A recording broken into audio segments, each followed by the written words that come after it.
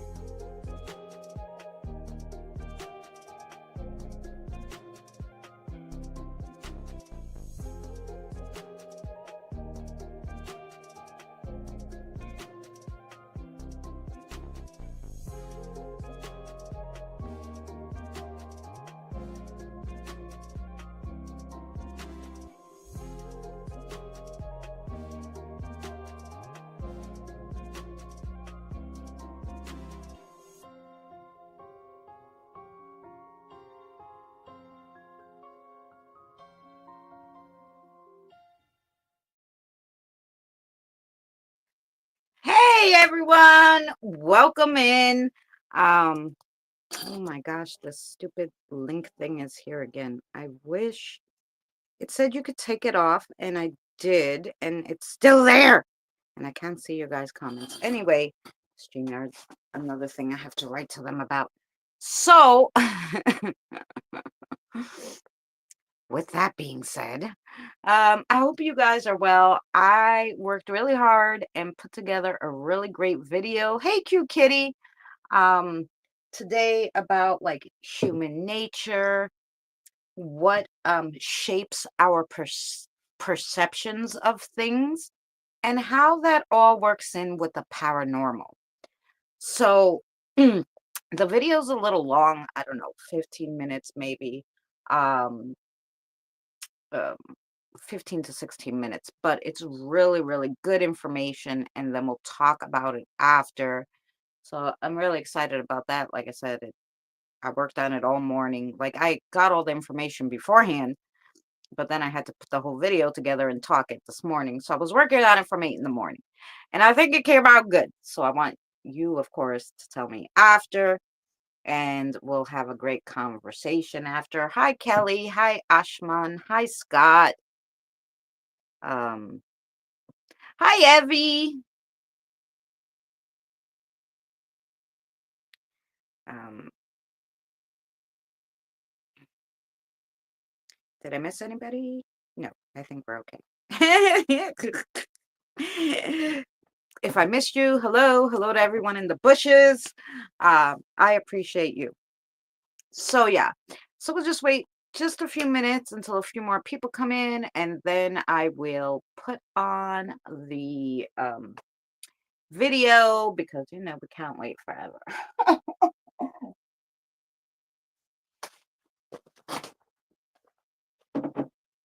But it always annoys me when people, um, who supposedly know about the paranormal, um, think sometimes that they know it all, and they're like, "This is it. This is how it works." Um, how people who believe in the Bible, this is it. This is how it works, right? But then they'll pick and choose parts of the Bible that they don't follow, but they're telling you to follow it. So I was just like, "Ugh, what makes people so, you know, s- different in their views?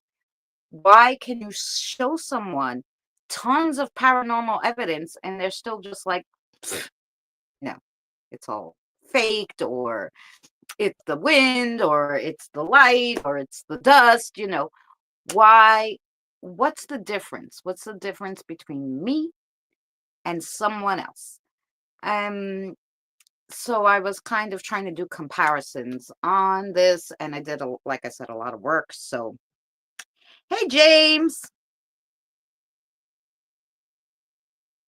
Yeah, of course you could ask me a question. Or you want to ask me, or you want to ask Kelly?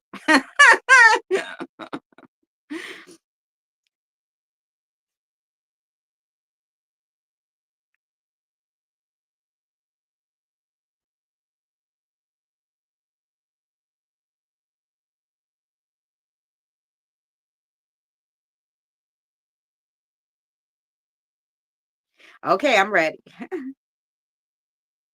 Oh, thank you so much. Oh, a spirit guide question. Okay, let me see if let's see if they'll give me a message for you.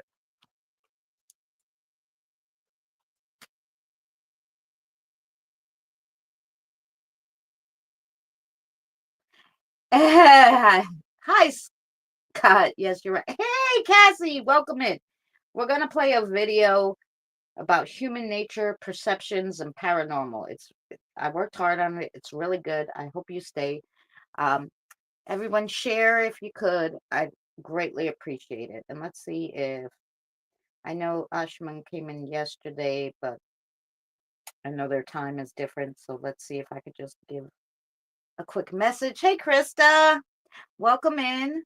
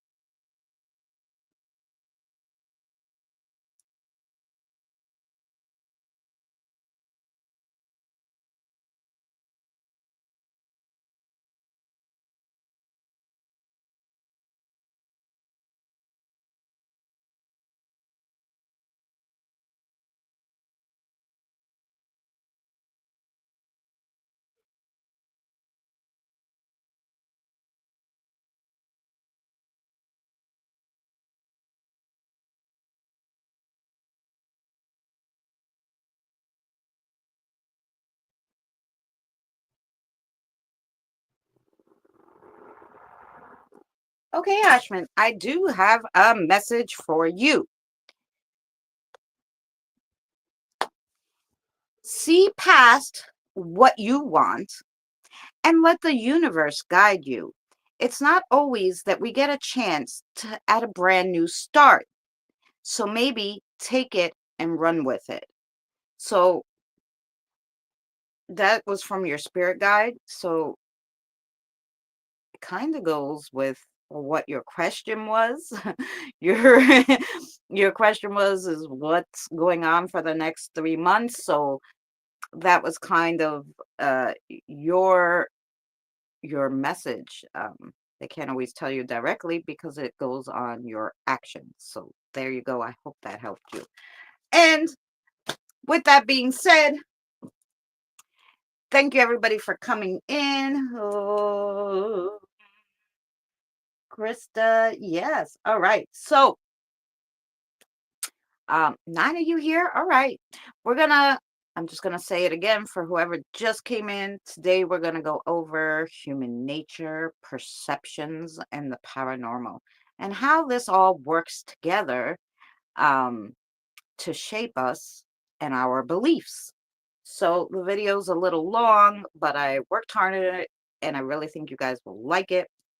So what I'm going to do is set you guys up. Hey, Mary, are you coming up for the video, or are you going to watch it down there and then come up for the chat? It's up to you. I did send you a link.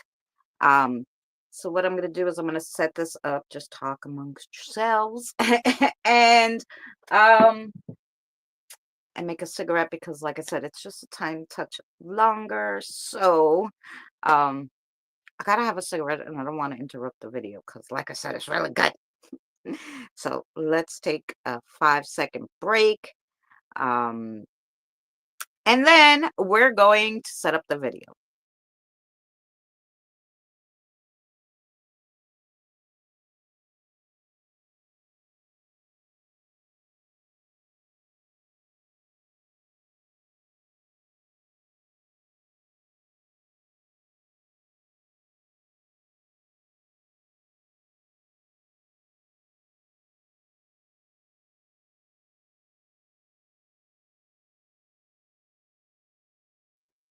Alrighty, let's see.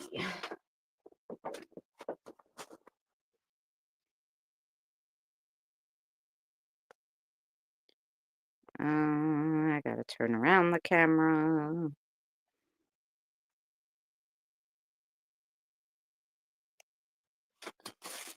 Okay.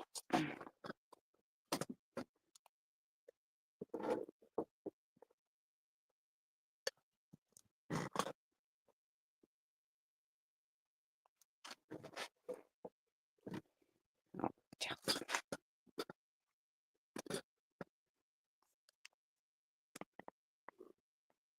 Aha.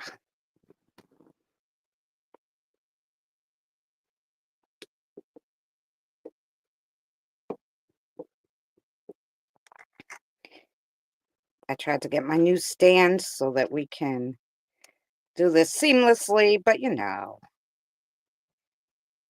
Okay. Hey, listen, the best we're gonna get.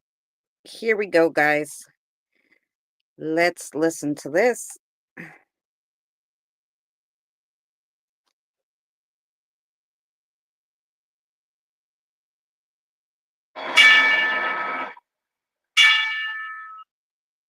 Did people in the earlier decades look older? Is it because people were tougher back then and we just have it easier? Is retrospective aging real or just an illusion? Both, actually. This generation is aging slower due to the changes in lifestyle, better health care, nutrition, smoking habits, skincare like sunblocks. We are staying younger longer. A study in the late 90s shows that 60 became the new 56, 40 became 37 and a half, and 20 became 19. Aging is also about perspective. If you were to compare a yearbook from the 70s to the 90s, you could clearly see the difference. But if you took those photos from the 70s and gave them a modern hairstyle and makeup, you could drop years off their look. This makes aging look like an illusion. Fashions, hairstyles, accessories, makeup, expression, and body language change our perception of a person. Fashions do come back around, but they're never the same. They're always a bit different. But did we have a choice? Our actions, mannerisms, and speech all stem from our childhood, whether it's because it was cool at the time, or society pushed it on us, or it was something that was considered the norm. We may not even have realized our options. Few of us stay at the stream, always catching something new. This could be because we settle into ourselves or because of the fear of being taboo from not dressing our age. Even though we aren't at the stream anymore, the stream keeps changing and we get older but keep the same mannerisms we took from a while back. Take this teacher, for instance, who wore the same outfit for the yearbook picture every year. We look at this, and as he gets older, so does the style. It's both real and an illusion, aging, based on perspective. Now let's take the opposite of that. What if you dressed in the freshest new style compared to all your peers? Would that be considered a futuristic style? Yes, and it happened in 1941 at the reopening of the South Fort Bridge in Canada. A crowd of people came out to celebrate, and photos were taken of the crowd. In 2010, the photos were digitized and put online, which prompted people to notice this man who was dressed differently, and it started a whole conspiracy theory that this man was a time traveler. Research was done on the undoctored photo, and they realized this man was not a time traveler. His shirt was not a screen print, but rather bore the logo of a local hockey team. The sunglasses and knit sweater he was wearing was also not unusual for the 40s. Neither was the camera. The only thing that was unusual was how casual his attire was. Our faces also give off different perspectives. The face shape conjures in our mind some kind of name to go with it. In this photo, two men are pictured almost anonymously. People chose the left man to be Tim and the man on the right to be Bob. Just because we associate different names and certain sounds with certain shapes does not mean that we are right. I mean, how can parents with a baby still in the womb pick a name matching the face shape when they don't even know what the baby will look like? Impossible, right? Well, not really. Take this picture, for example. You should be able to get this guy's name right. 40% of people in the study picked correctly. Can names make us grow to look a certain way? Apparently, they can. Our appearance can come to reflect the name we were given. Why? A name can cause people to have certain expectations of them and treat them accordingly. The expectation that the name carries with it may cause a person to change or hide things about their appearance that doesn't go with their name. It's been found that people with the name and face that match are more liked than people with faces and names that don't. Usually, parents will pick their child's name according to what they look like without even realizing they're doing it. If the parents get it wrong, people can also choose to change their names or use a nickname as they get older. Because people can change what people call them, this helps with the face name matching effect. How does this relate to the paranormal, you're asking? It's all in the individual person's perceptions, the way they grew up, and what society considers the norm at the time that made the most impact on the individual's life. Let's take the great black and white dream epidemic of the 20th century. As an example, prior to the 1900s, everyone who wrote about the topic said that dreams were in color. But as we moved into the 20th century, people who reported color in their dreams dropped, just as the popularity of black and white movies and TV rose. By the 60s, when shows and movies started to become colorized, dreams in color were reported to start going back up. Today, people who grew up with black and white TVs continue to report dreaming in black and white more than people that didn't. Did black and white TV literally change our dreams? Well, it's not clear whether dreams themselves changed or the people just started thinking differently about them. Scientists compare dreaming to reading. Is a novel in color or black and white? As you read a story, what do you see in your mind?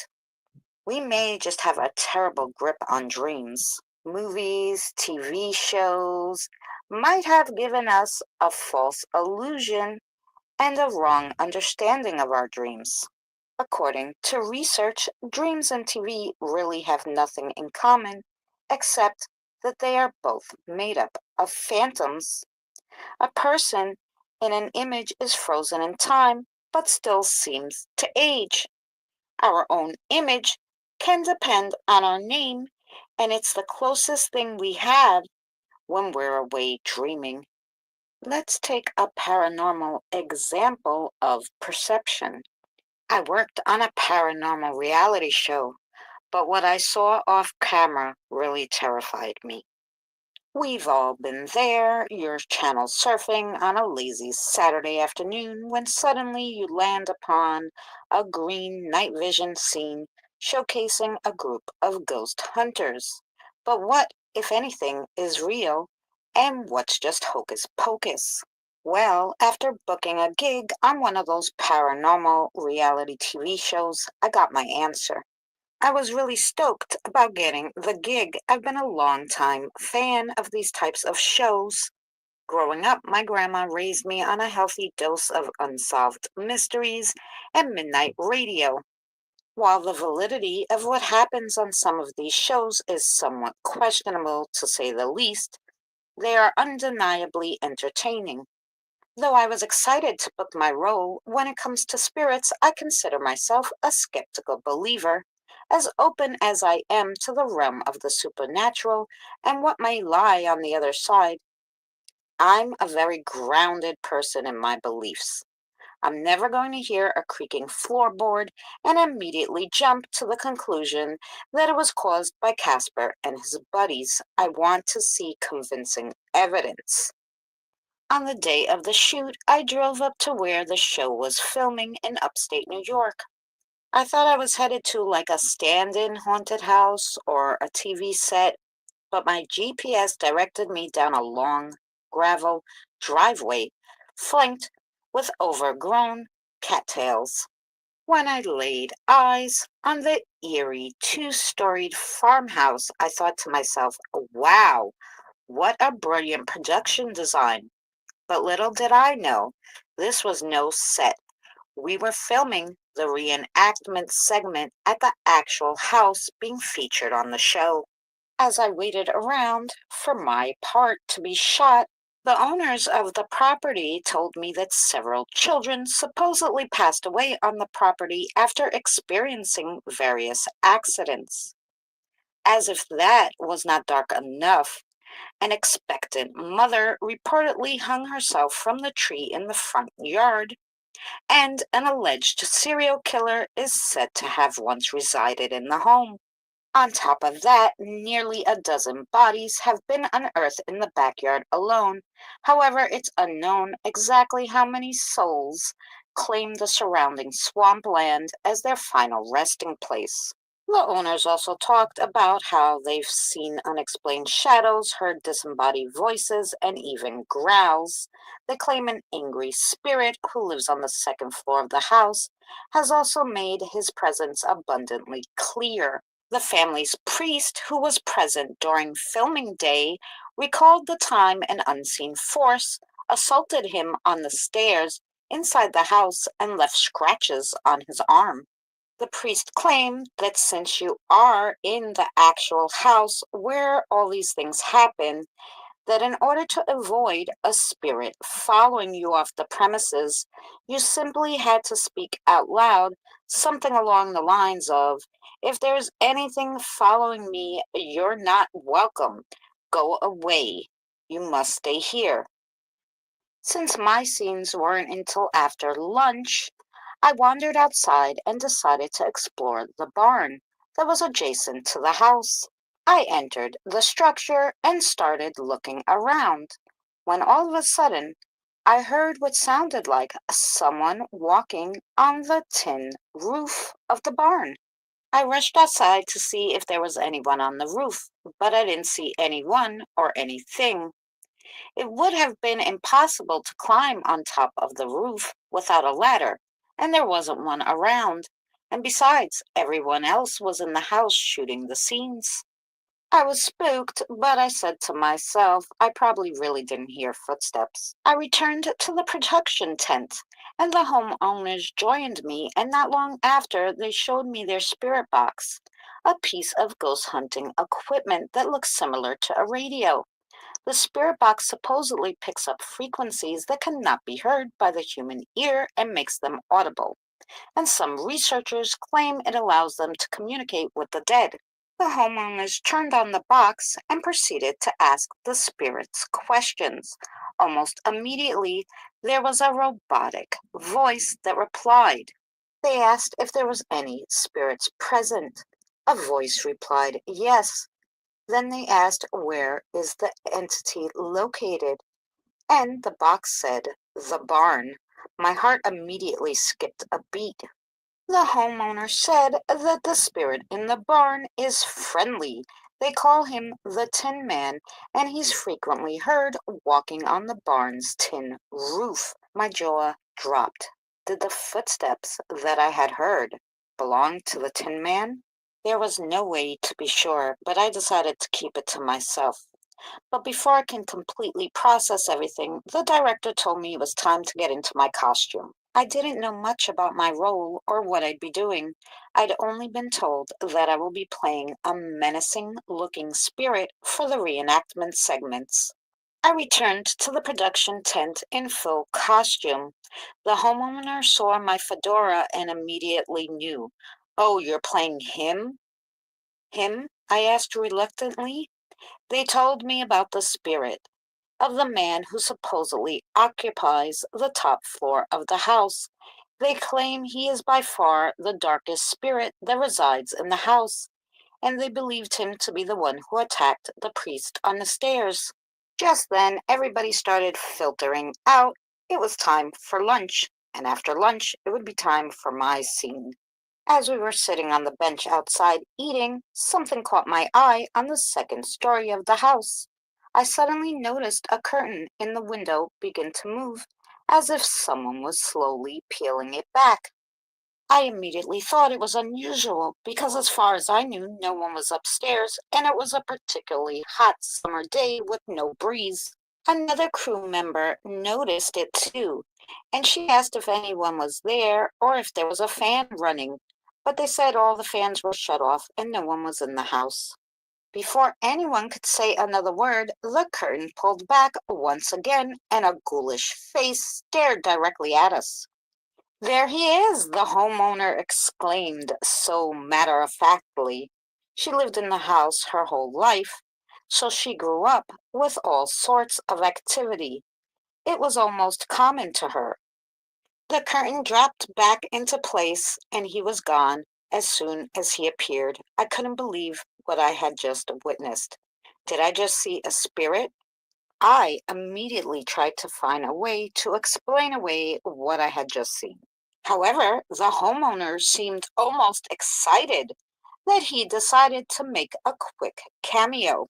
I knew that I was filming some of my scenes in the house, and after hearing all the stories and having experienced what I just did, I really didn't want to go inside, but I had already signed a contract. We spent what seemed like hours upstairs filming only one scene. Needless to say, I was happy when we finished filming and I could leave that room. The director called that a wrap, and I immediately hopped into my car and was getting ready to leave when I remembered the priest's advice. And I said out loud, if there's anything following me home, you're not welcome. As I pulled away from the property, I wasn't convinced it would do anything, or that there was even anything that needed to be done, but I definitely didn't want to take any chances. Driving home, as it was getting later, I found myself continuously checking my rearview mirror to ensure that there was nothing or no one in my back seat. My mind raced as I replayed what happened in the barn and what I saw in that second floor window, and I was legitimately spooked by what I experienced that day. You may think my experience would deter me from considering any more paranormal adventures, but if anything, that day only fueled my curiosity about the supernatural. As freaked out as I was, I'm now equally, if not more, intrigued. Before getting that gig, I always wondered if the haunted houses in those reality shows were actually real. What I've learned is that experience truly can shape perspective. Was it the environment I interacted with and the stories I was told while filming that caused me to hear and see certain things? Maybe. But after that day, I believe what I experienced cannot be easily debunked. Thank you for watching. If you're not subscribed, consider subscribing, and we'll see you on the next one.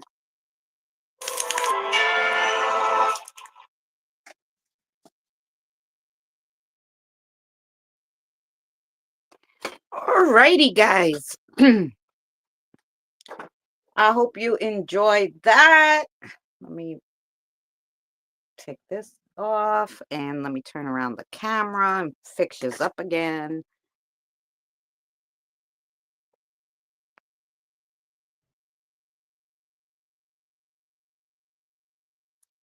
Alrighty, here we go. Okay. So, what did you guys think of that? Like I said, I put a lot of work in it to kind of show beforehand the just things that shape our perception. Um, so that's typical human nature, how we grew up, what we were around, and you know, society um, shaped us. And depending on what we were around, just like that homeowner was around the activity her whole life, so she didn't care. The other man who had never been around um, paranormal was like, oh my God, what's going on? So, yeah, it's very interesting, to say the least, how that our perception can shape how we look at the paranormal. Um,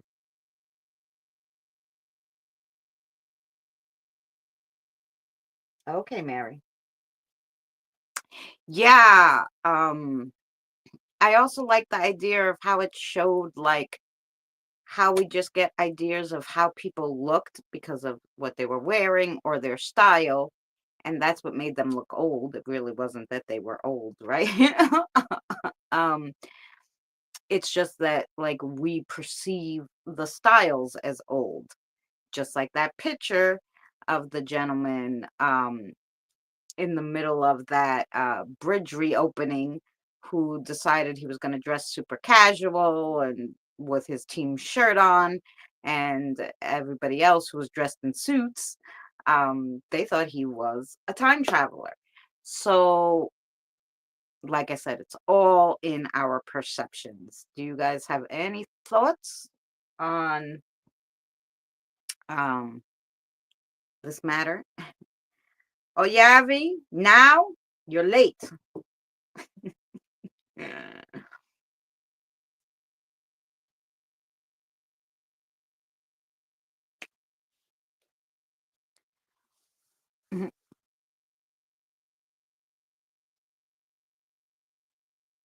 Now, this video will go up tonight so that you guys can watch it over if you came in the middle or you found it super interesting and you wanted to go back and watch it.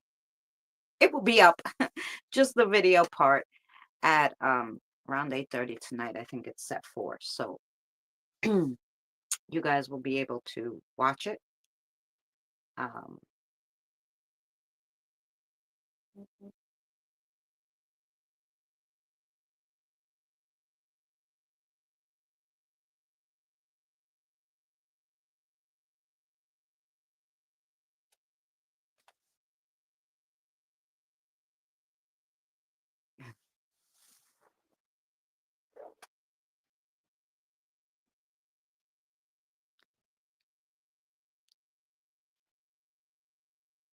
get folks see same images or effects that don't know about active sites. Right. That was like with the people's faces.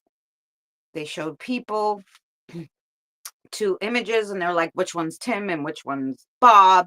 And everybody, most anonymously, these people said, everybody said this is Tim and this is Bob. Why? What is the perception that we think we know what the guy's name is? Um, It's just the things that we put together in our mind, and we associate different sounds with different scents, with different shapes, um, which makes us think that, okay, well, this has to be. But that doesn't make us right because our mind puts it together. Doesn't mean that's what it is. It just means that's what our perception of it is, you know? Um, they showed people two shapes.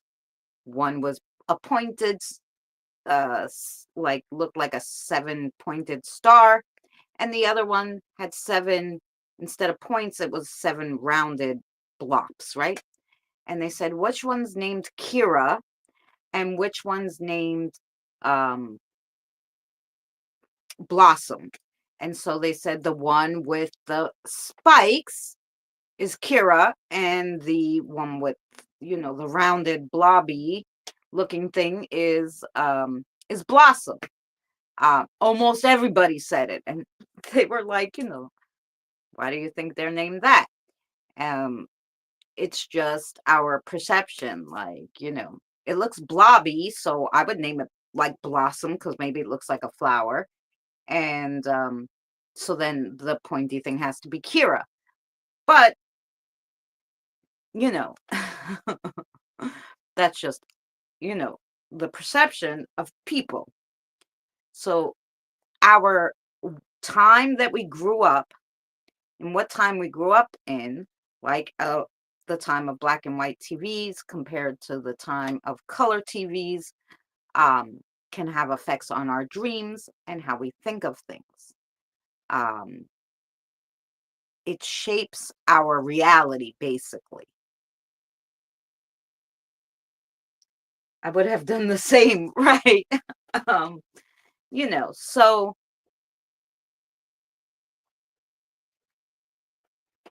some people can see bald men as being older, but it's people's perception. Well, right, because we saw that picture. I put a picture in there of The Rock, and at 17, with his little mustache and hair, he looked 10 times older than how he looks now when he's bald and has no hair. Um, so it's all in the perception, right? Like, um,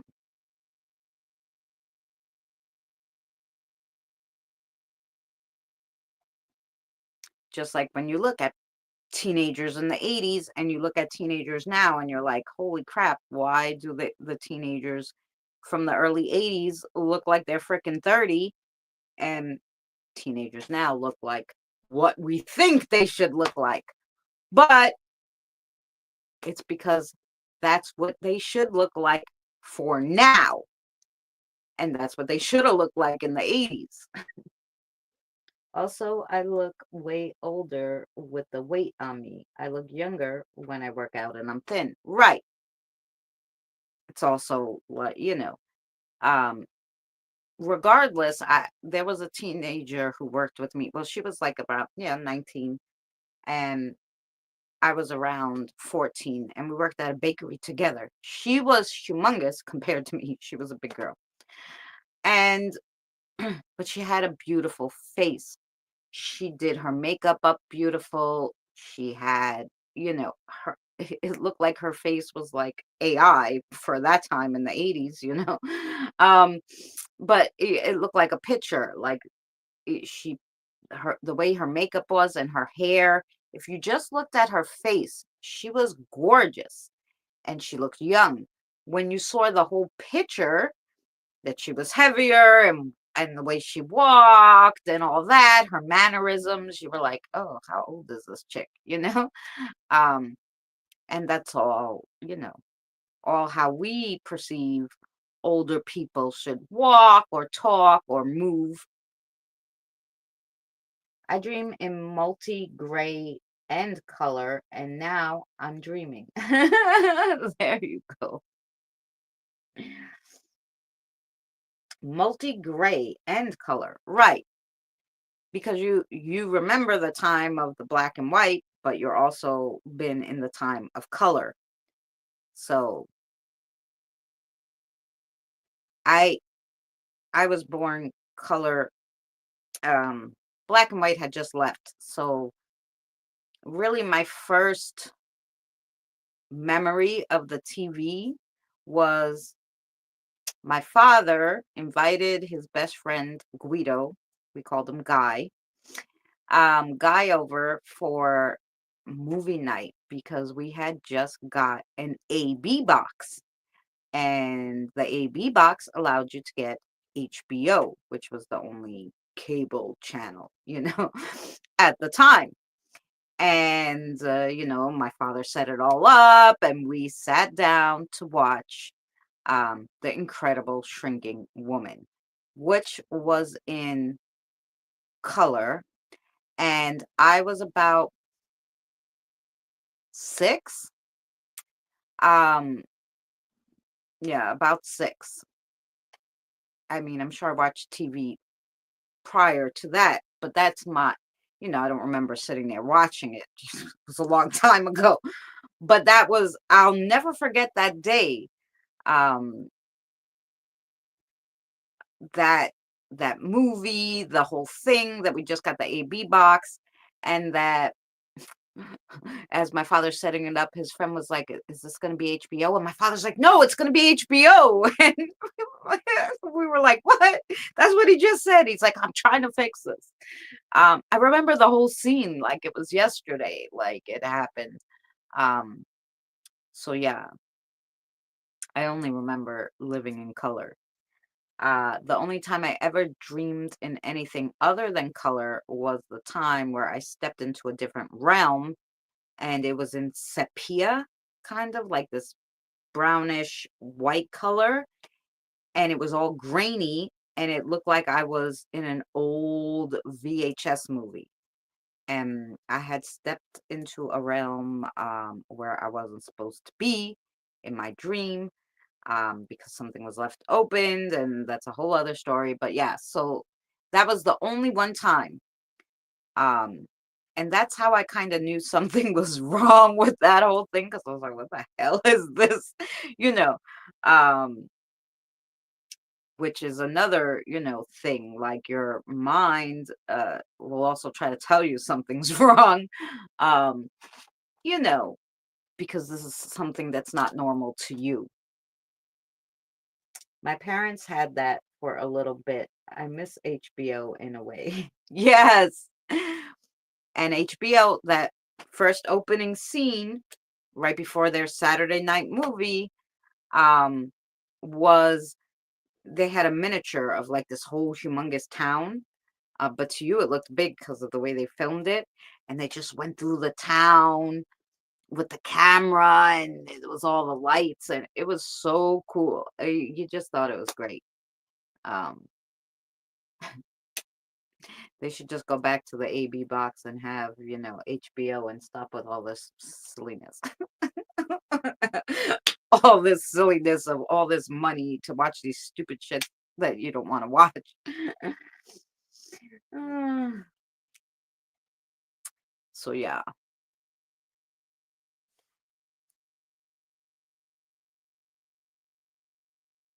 Oh yes, and the camera work was interesting. Yeah. Yeah. And it's funny what we remember from our childhood. Like, see, that's like, to me, was my first memory of really understanding and watching TV, right?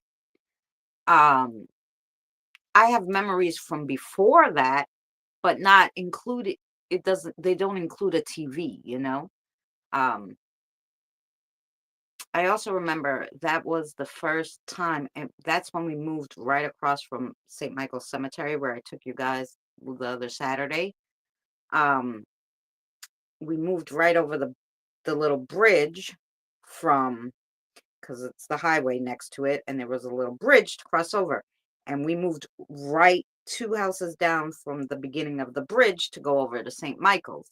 Once we moved there, um, we weren't there that long because I think we didn't really even have too much stuff in the house yet.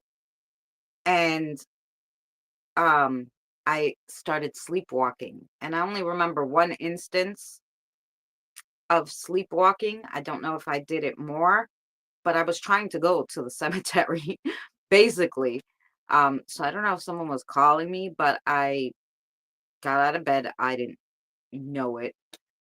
I got out of bed and I was young, 6, 6.5. And I walked down the stairs. We were on the second floor. So I opened the door to the stairs. I started going down the stairs. My mother must have heard the door open. She ran out and she's like, "What the hell?" And she tried to call me and I wasn't listening. And I was trying to unlock the doors to go outside. I'm in my pajamas. I have no shoes. I'm 6.5. Where the hell am I going in the middle of the night? Right. And my mother's like, "Hey." And she comes and she's trying to shake me. And I guess she realized that I was sleepwalking and she was like, didn't know what to do. So she just scooped me up and walked me back upstairs. And then I kind of woke up and I'm like, "What are you doing?" And she's like, "I'm putting you back in bed." And I'm like, "Why'd you take me out of bed?" And she's like, "I didn't. You just walked out of bed." And so, um, yeah, I think that's when my father like took off the lock and moved it up higher. So, one of those chain locks so that I couldn't get out if I did start roaming around, in the middle of the night, you know?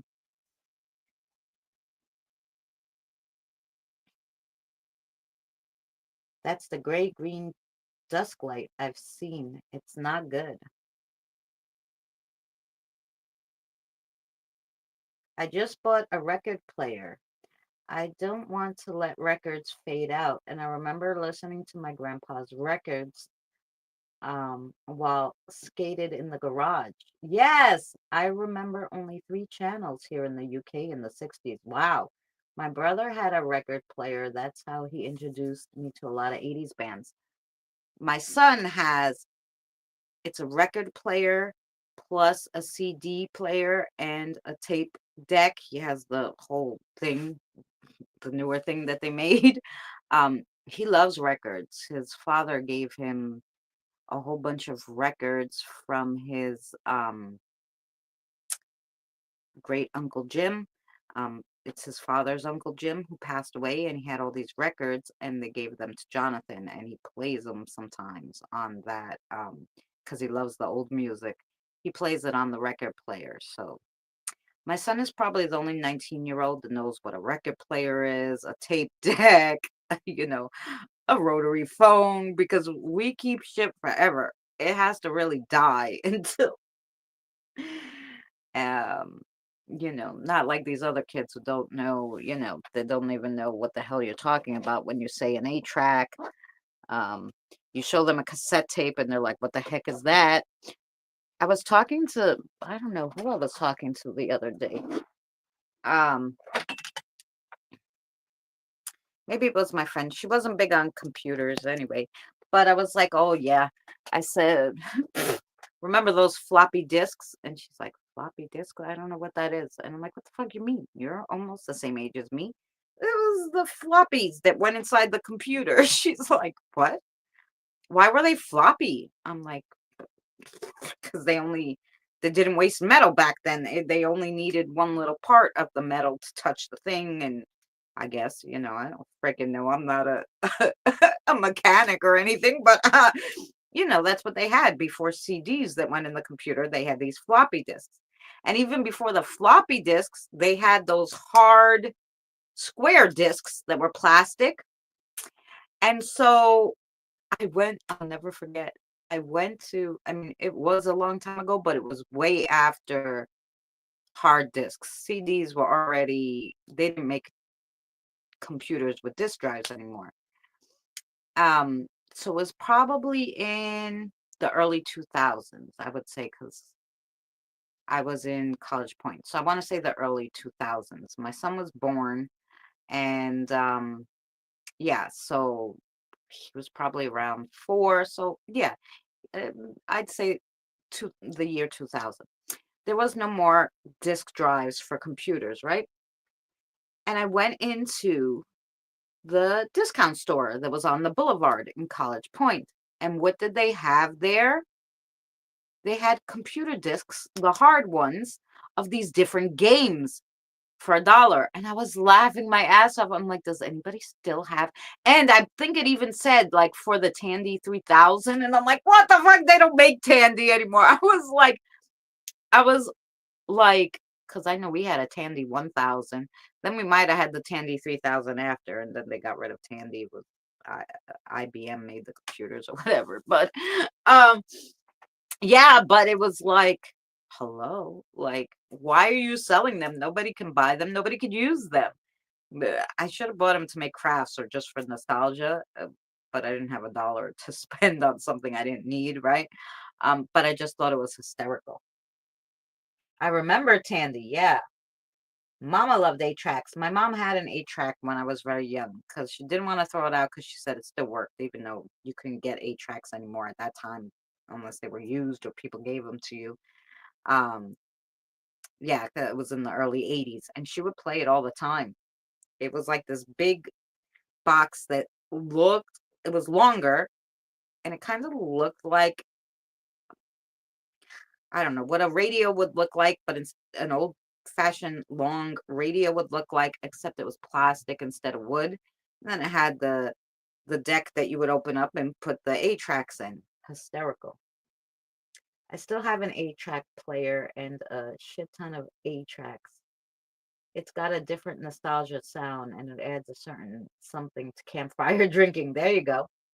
I picked up that disc at Circuit City. Great deal at the time for games. Yes. If you still had those kind of computers and you actually had a disk drive, but at that time we were already at CDs in the early 2000s. So when I saw it, I was like, how, how? Where were they hiding these discs? Like, why didn't they bring them out before? It was just funny to me. I did have that computer. Yeah, yeah. A lot of people started, I mean, if they could afford it. My father was a computer, he did software. So no, I'm sorry. He was a hardware technician for computers. That's what my father did. He would fix hardware. So if you had a problem in there that was making your computer not work, because now everybody just throws out their computer and get a new one, usually. But back then, they were so expensive, you had to try to fix them, you know? So my father would go to different companies and he would fix their software. When my mother started working at a union, she started doing, so he would do hardware and my mother would do software. So she would do the programming. She wouldn't take the computers apart or anything, but she would clean it out if there was viruses or stuff like that. So she did the software part. My father did the hardware part. We had Texas Instruments computers too. Wow. I had a TV in the 90s that was valve bulbs. Had to wait to warm up. Oh my gosh. Well, I remember when my father first got that Tandy 1000 and there was no Windows yet. And if you wanted to play like a game like Tetris, something of the sort, something that looked like Tetris, um, if you wanted to play a game, you had to type a whole program.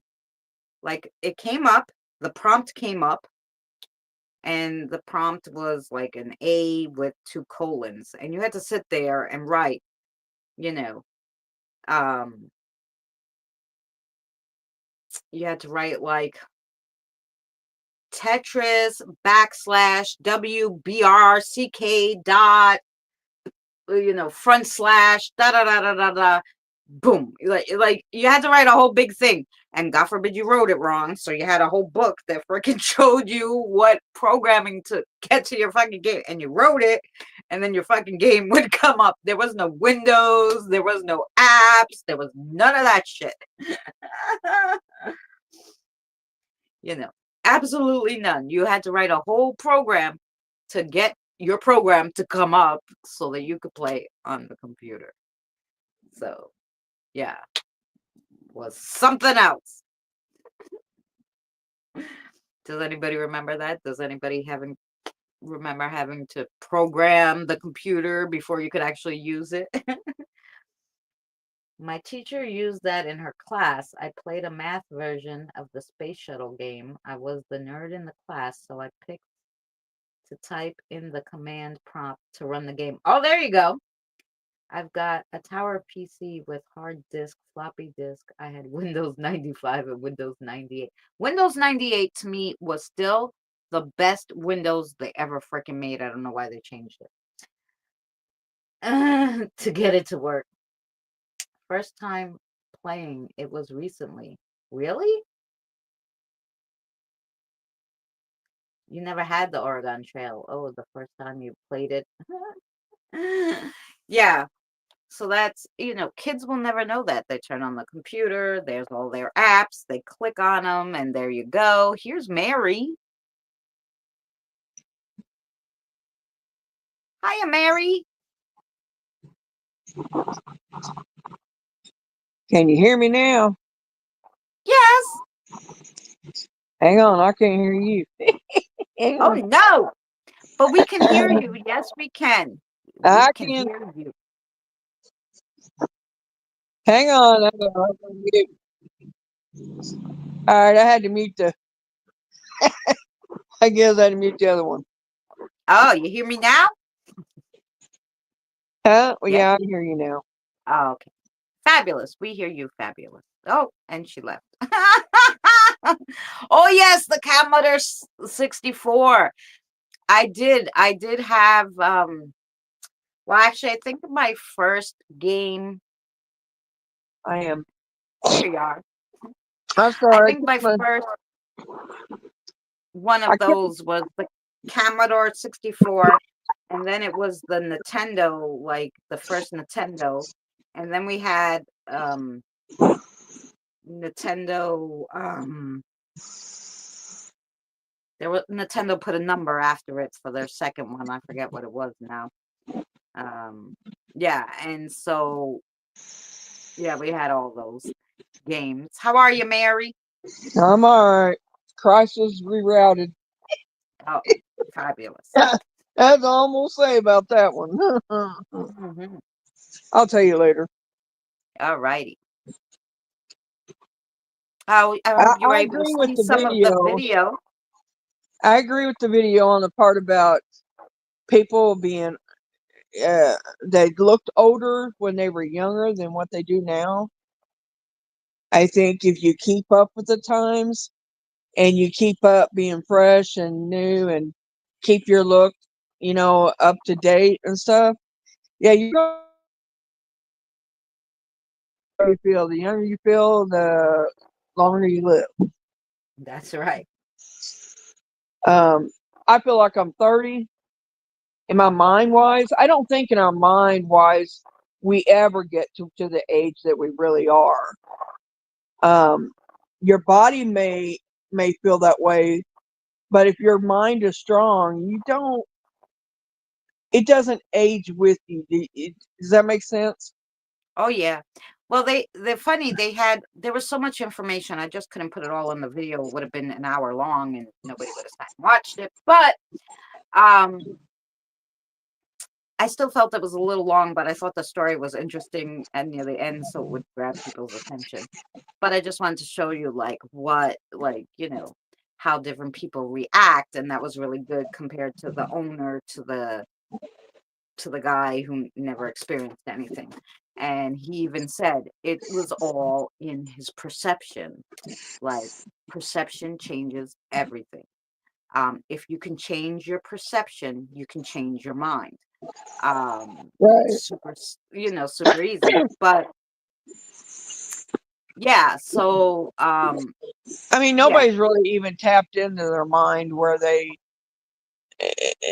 say that our minds are so vast and so far out that we never really tap into the entire. You only use like a quarter of your brain that you could use. Most people only use that much. I mean, think about what's in the other three-fourths of it. I mean, yeah. Well, that's true. Atari, folks. That's what it was. It wasn't the Commodore. It was the Atari, James. It was Atari, and then it was the first Nintendo, and then it was the second Nintendo. Oh Yeah, God. yeah. I remember them. But yeah, they took a test. So funny. They took a poll, and they were asking people if you could stay one age forever, what would it be? And I was like 36, because I always say I'm 36 or 36 plus. I just wish I could have stayed 36. And he goes, and the answer was Mine is 36. And I'm 30. like, of course it was. Like all the people that they polled were like, no, I want to stay 36 forever. Yeah, you I know. think that I think we go back to like you said 36, I said 30. I think that's when that we was the happiest in our grown years. You know what I mean? Like I don't Right. know, it's like you happy with yourself at that time. Does that make sense? Not that you Right. was I in mean, love with what was somebody going around, or that what you was was happy going with other people at that time. Right. What was going on around me, I was stressed. I was working really hard. I was a single mother. I wouldn't want the stuff that went along with my 36. I just want my body to stay at 36. Girl, that's why I said 30. I think Um, I was the healthiest. I felt, my Me body too. felt good. I looked okay, all that stuff. Yeah, me too. I could run. I mean, I had stomach surgery when I was 28 to lose weight. Well, I had the first one that was ever come out, Right, um, and gastric bypass. And they're not foolproof naturally, as you can tell by looking at me. But anyway, well, some people have never seen you, but anyway, um, I lost an extreme amount of weight. I lost 226 pounds, and I felt great. yeah. And I could do things. I could, ride a bicycle again. I could, just stuff that I could do that. So yeah, and I think, do you think when we pass on, do you think that we go back to the age that we felt the best at? I mean, do we look, like You can look however you can manifest it when you pass away. right? Um, Believe me, that's I'm what on I my understand manifesting. from the spirits. I mean, you can't manifest yourself to look like a cryptid, because you're not related Right. to or have anything to do with a cryptid. But you can make yourself look however you remember yourself. Um, so yeah, that I understood. I was showing Mary the other day, and so funny that just a few years ago, okay, you see how I look now, but just a few years ago, I looked amazing. Well, I So, did too. I mean, I looked a lot better than I do now. yeah. So, um, damn, where did I have that picture that I showed you, Mary? Facebook. I want to show that. I don't know. I could probably get them. Nah, I got it. I got my Facebook. I'm sure. Maybe in a profile picture. Yeah, that's maybe where I stuck it. So,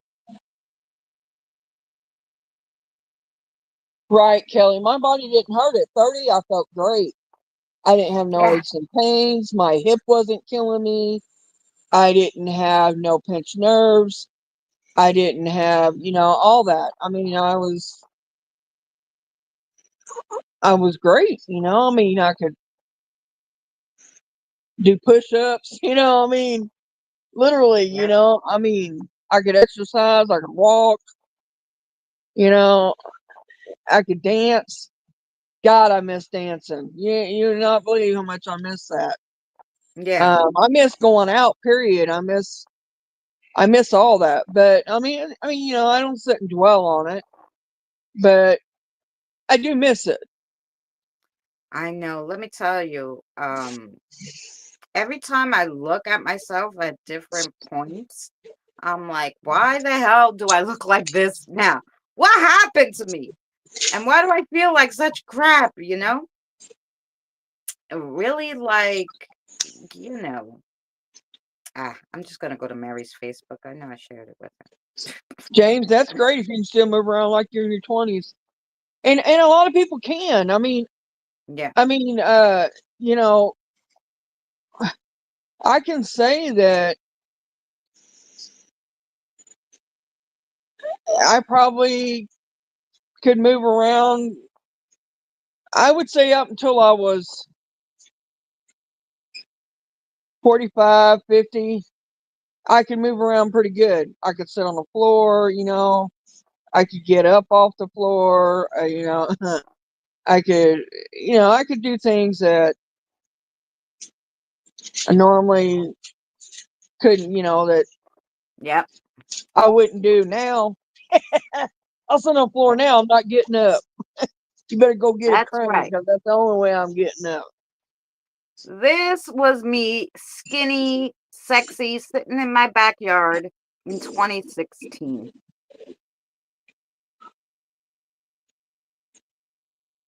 Yep. I want to look Yeah, just like that when I die. And that's why I told Mary I'm sending it to you so I can remember what I want to look like. And that's what I'm going to look like. That's what I'll be wearing. So when you see me, you'll know who I am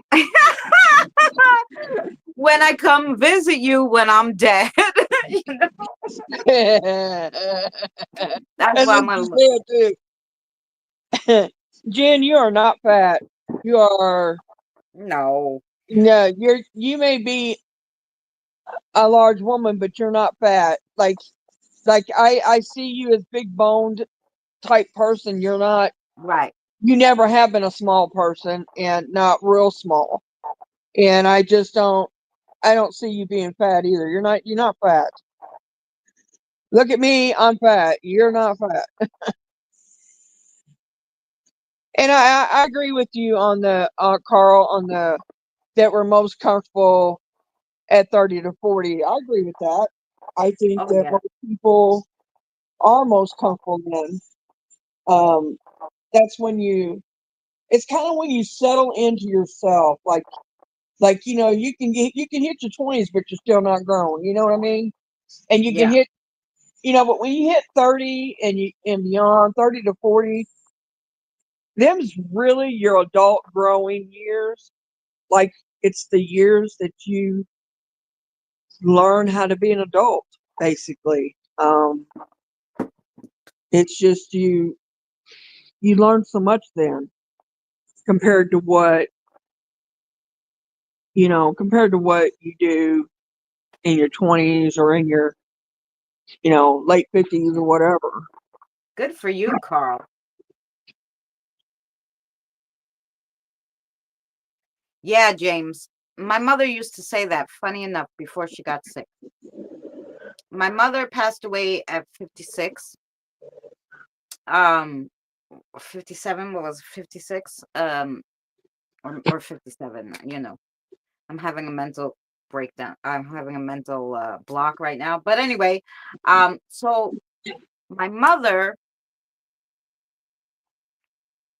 was the only one of her friends who hit 50 and wasn't on any medication.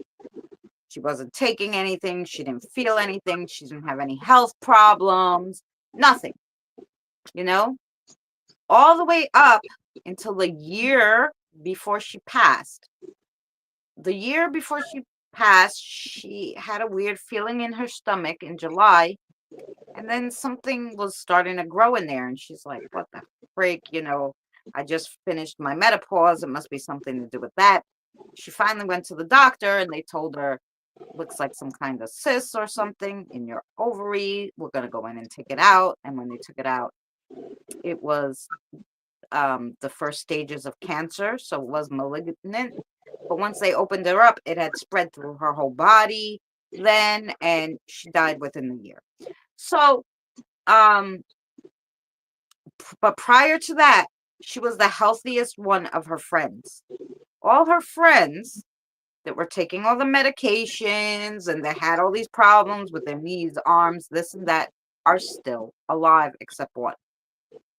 her best friend died the year right after her. Almost, they died 1 year and 1 month apart. Um, and she told her son on her deathbed, she was like, "No, I'm just gonna go be with my friend," and that was the end of that. Um, so, um, but she was sickly, but they thought she would outlive her husband who had all these problems, but she didn't. So, it just all depends.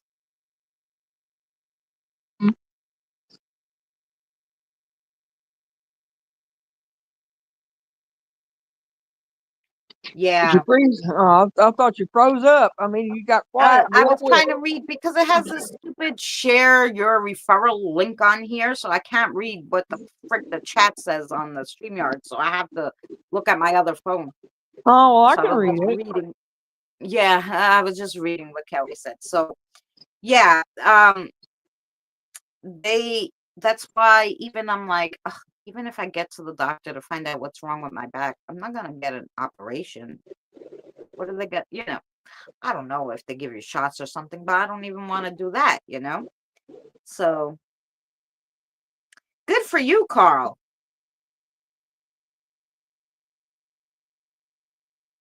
Oh, I hope so, Kelly. I'm gonna pray for you. Knock on wood. Let me tell you, my aunt, and I don't mean to scare anybody, and I'm sorry, Kelly, but it just reminds me of my aunt. So, my Aunt Margot, and we called her Aunt Margot because she was such a close family friend. She's not really related to us. But anyway, so my Aunt Margot went to, she had a bone spur on her big toe, right? Should be no problem. It was giving her pain, so they said, "Don't worry, we're just gonna scrape it, right? And you're gonna be fine. Bone spurs, that's normal. Normal, everyday, fast thing, right?" Well, they took too much off the bone. And then what happened was she couldn't damn walk at all. Then they had to take bone from her like butt, put it on her foot. She was never the same. She went for this one little easy procedure and it fucked her all up. She was almost better. She was like, I was almost better just leaving the other thing. Like, I don't know what I was thinking. Um, Sanabello. What is Sanabello, Jen? Yeah, that's what I'm saying. It sounds so exotic. I'm It gonna grab a does. It sounds cigarette. like So you talk. warm. It sounds warm beaches.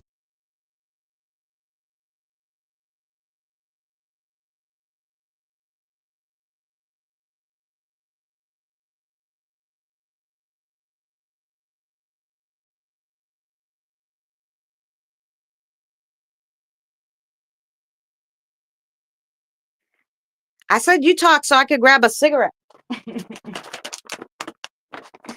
She's like, no, I don't want to talk. Forget you.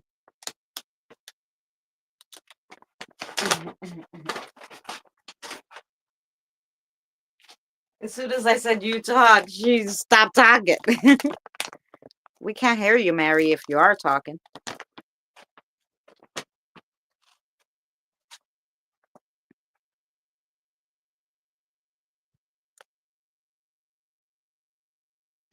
You got me now? Can you hear me now? Yes, now I could hear you. Okay. I was gonna say I'm answering Kelly on this. She's talking about, shy. It's easy to say that you won't have back surgery. You know, that's true. I will say what you're saying is very true.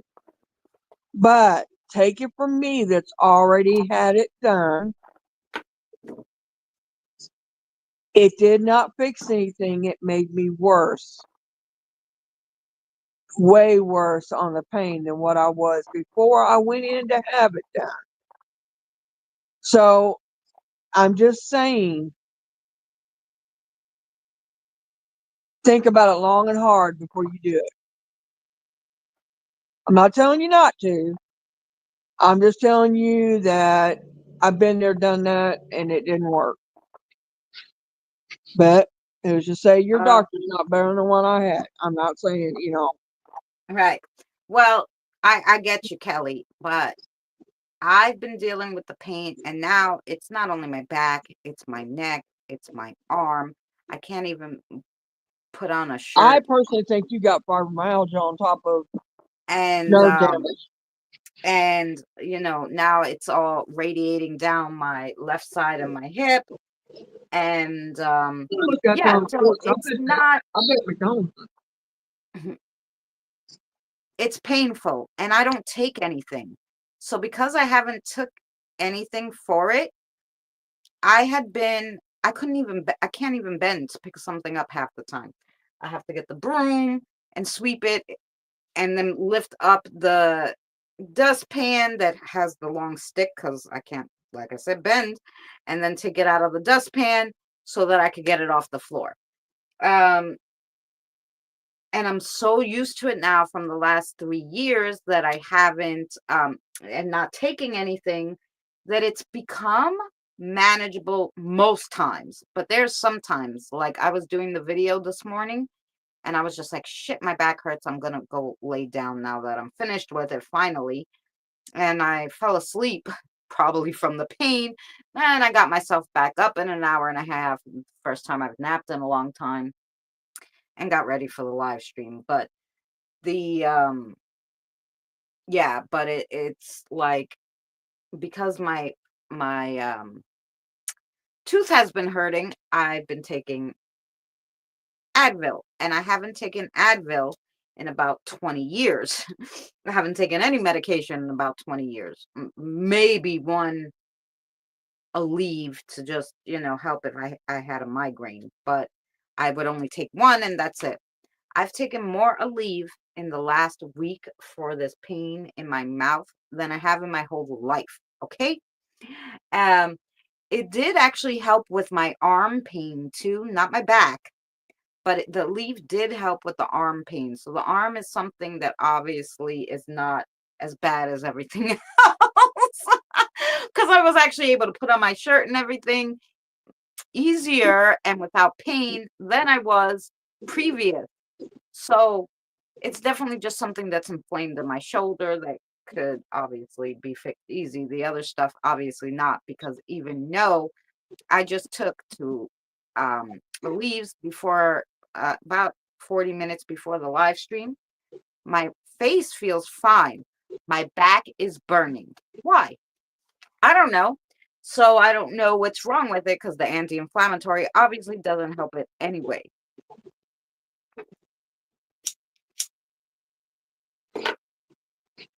So Diane, liposuction. Uh, they don't have enough equipment to take all of it off of me. I'm just saying. no, you know what? You saw that picture. I was like literally 119 pounds when I was wet. And that was only, so what did I say it was? 2016. We're in 2025. So 9 years. Um, Skinny mini. All the weight that I had gained, if you even go back to 2 years ago, there was a video I did right around this time, April 11th, for my birthday. I went out to King's to see the abandoned psychiatric buildings, and I did a video. My face was so freaking big that my daughter didn't even recognize me. She's like, "What the fuck?" Overnight, you went from being 119 pounds and wearing a size 4 to wearing a size 12. And I'm like, yeah, overnight. It was because of the woman changes. Okay. And now, and I was like that for about almost 2 years. Now we're going into the third year. I lost a lot of weight. I went from a double extra large, what I was wearing during this horrible time, back to a large. That the neighbor, when I went out the other day, we don't see her a lot only because she's like 92 or something. So she doesn't come out a lot. She doesn't like the cold, all this stuff. But she was out getting her mail, just so happened when I was leaving the house to go get milk. And she told the neighbor, she goes, "Who's that?" And the neighbor's like, "That's." Mary's granddaughter. And she's like, no, because that girl's skinny. When I came back from getting milk, she was sweeping outside. She must have been waiting for me. And she's like, oh my God, it is you. I told the neighbor it wasn't you because you're skinny. And I'm like, thanks. This is how the 92-year-olds talk. They don't care. They're going to tell you if you're fat, you're fat. But I started losing it once, that premenopausal shit left me. If I So lose you, I'll be right back. yeah, so I'm hoping that from the large, I'll go down back to a medium and I'll be a happy camper. We don't have to go crazy, okay? But yeah, so No. Oh, that's why. hi Sammy.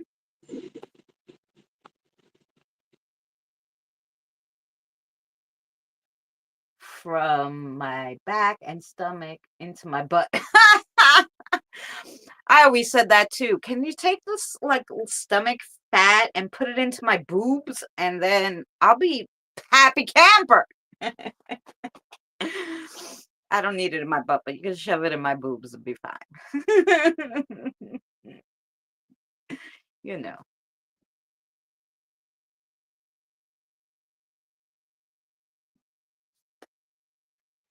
But yep. So that's that's the deal with that. But it really is in the perception. So like, when I wear my hair in ponytails compared to when I wear my hair like in let's say a bun, um it just changes how old I look, depending on what I wear, how I do my hair. When I go outside, my sister is 7 years younger, 6.5 years younger than I am. When we used to go out when we were younger, everybody thought that she was the older sister. It was just her look, you know? Um, and she hated that. Like, I'm the younger one, she would tell her friends, and they're like, really? um, but it was just the way she dressed compared to the way I dressed. And she still dresses frumpy, and that's her style, whatever she want to wear. When she, you know, takes the time to dress up differently and do her hair and makeup, she'll look her age, but she doesn't. And so that's just so people perceive that she's older than I am, but it's not the case.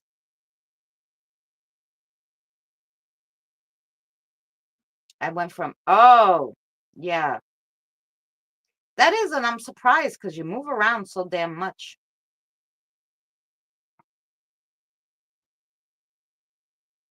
Oh no, I have enough boob and maybe even need to take some boob fat and put it in my butt as well. Well, if you have extra boob fat, you could just give it to me and I'll use it.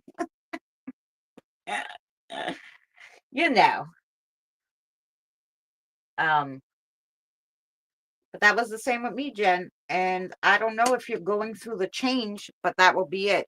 And once it's over, you should go back to, what your normal weight was. Like, this is what's happening to me. It's not like I'm dieting or anything. I'm actually feel like I'm eating worse lately because I don't have enough money to buy my organic stuff. So I almost feel like I'm eating worse lately than I was before. Um, but it was literally had nothing to do with my eating, my nutrition. It all had to do with the change of life. My missus is starting to go through premenopause. Oh yeah. Well, that was me, Carl. I was young. I think I was 42, and all Yeah, my it friends were happens. like, "Hey, it's not possible." I'm like, "I'm telling you." I started going through it It in is possible. Did you have your tubes tied? no, in 2019. In 2019, it started. I gained this weight for no reason. Right. it happened within 3 months that my boyfriend thought I was pregnant, and he's like, "You're not keeping it, right?" I'm like, "What the fuck are you talking about? I'm not pregnant, right?" And then, uh, no, I should say it was the beginning of 2020 because it happened, and I was hoping it was just some kind of weird bug and it was gonna go away. And when it didn't, it was already in the middle of the pandemic, so I had to call the doctor on the phone. So I called him on the phone. I explained to him what was going on, and he's like, "Oh, you're going through perimenopause." I'm like, "How long is this going to last?" He's like, "Up to 10 years." And I was like, "Thank you."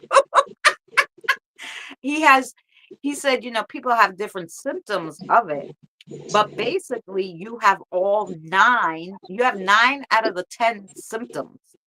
And, one of them is all this weight gain right around your belly that makes you look pregnant. So, but then it just got all over my face and everywhere. Hmm. And yeah, so Did you open that or?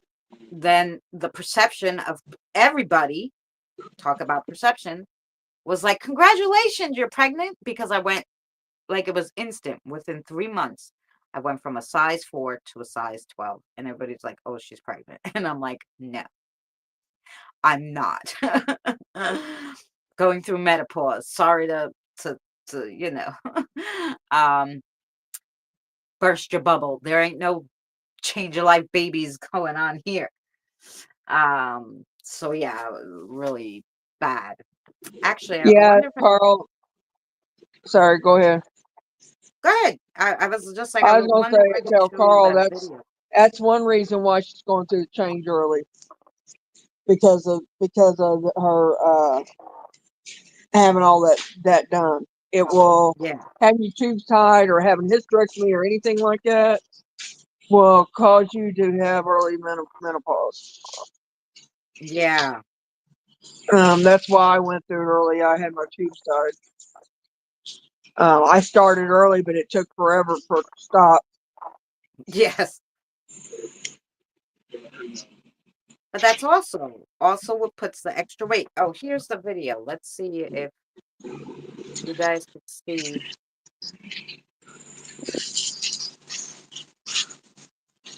the difference in my face.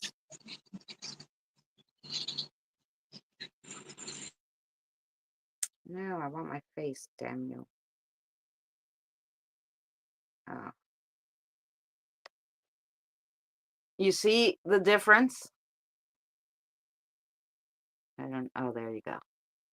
Look at how big I was. You could tell my neck, the double chin, all of this was horrific. My daughter, like I said, didn't even recognize me. Um, it was really bad. And I had the short hair, which didn't help. But I didn't know I was going to get that big. So yeah. Um, so that video, this video that we're playing is from 3 years ago. So 2021, exactly what I said when I blew up like a balloon. Um, yeah. So that's what happened there.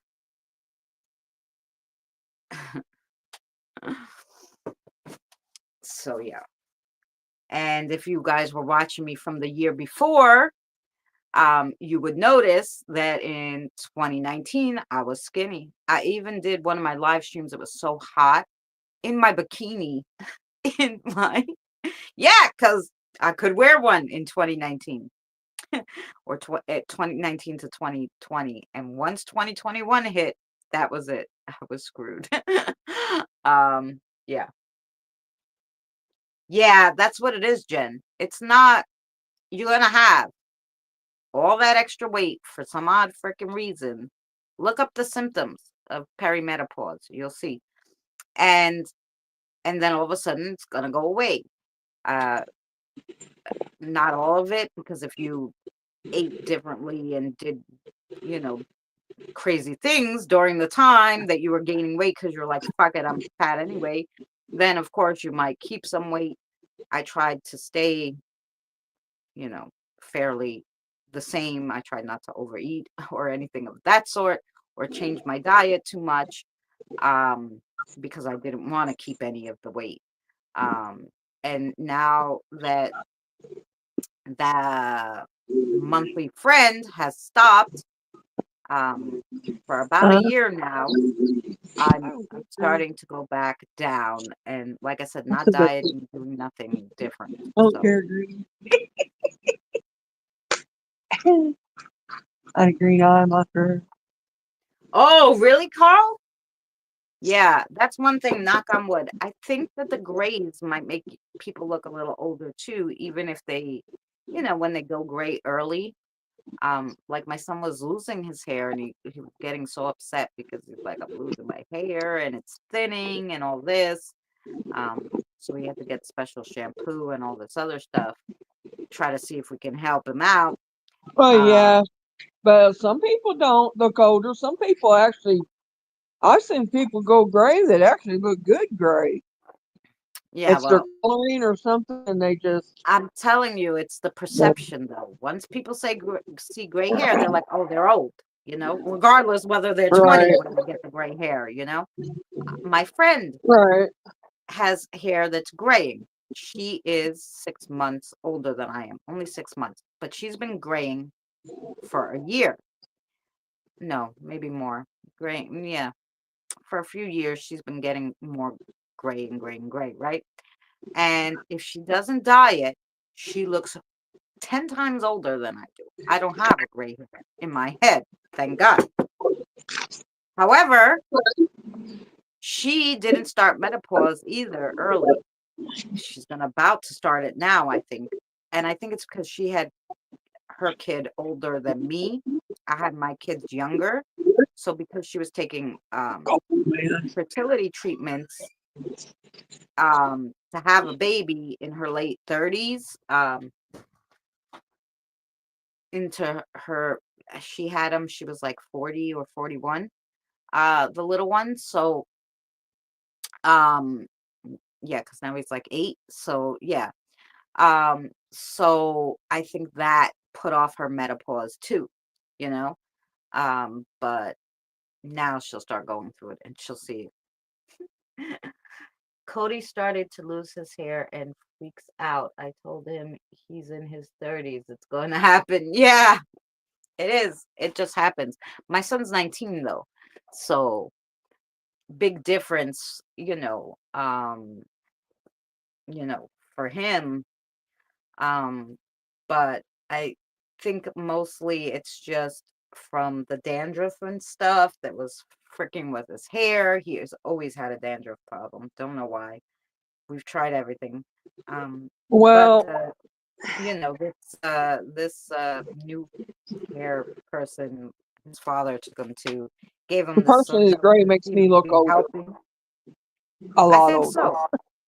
Then Yeah. it brings my gray hair. Yeah, I colored it up all until I probably the last 3 years. I quit coloring it, and got to where it's just too hard to do and keep up. And Yeah. I cut it off, went short, and when I went short, it's been falling out. I got really thin hair now Yeah. compared to what I did have, and I think the health has done that. It's medicine or something, but Well, it could be the medicine, but my hair has been thinning and I haven't been on any medicine. well, it's probably my Way iron too. My thinner iron's than so it low. than it used to be. Um, which is why I'm trying to leave it like longer. And I mean, I'll cut some layers into it like I did that last time, but I'm trying not to annoy it. So that it doesn't get any thinner. I try not to put too many products on it or wash it too much or any of that stuff. Um, yeah,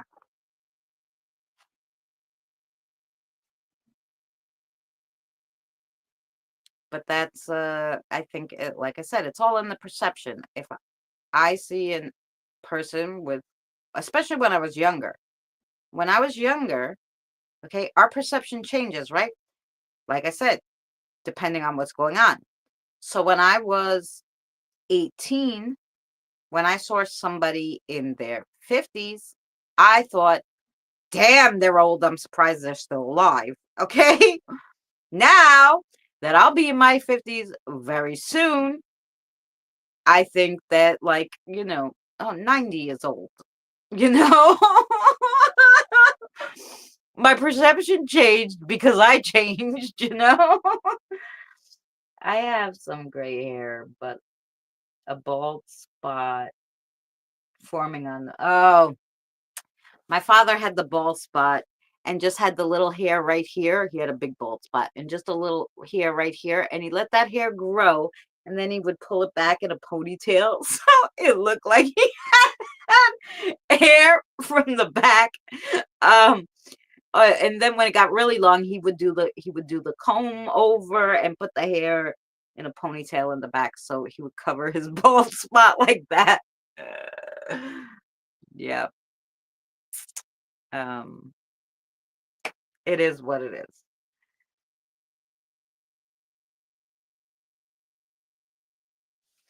You know, it happens. You're on mute, Mary. You know that, right? I'm just making sure.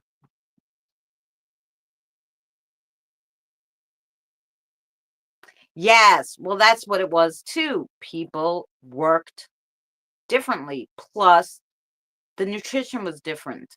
The healthcare was different. I mean, my grandparents went through the Depression and World War II, so um yeah, they're gonna look older, than we do. um I just deal with it. Yeah. Mhm. That's right. That's why they made hats.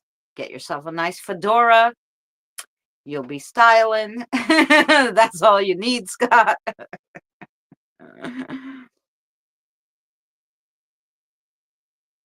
Yep. Um, Yeah, I know. I was talking to Frank. oh no, that's okay.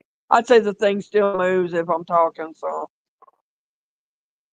I just didn't know it was like so sudden and I didn't hear Frank that I I'm thought maybe listening. you hit it by accident.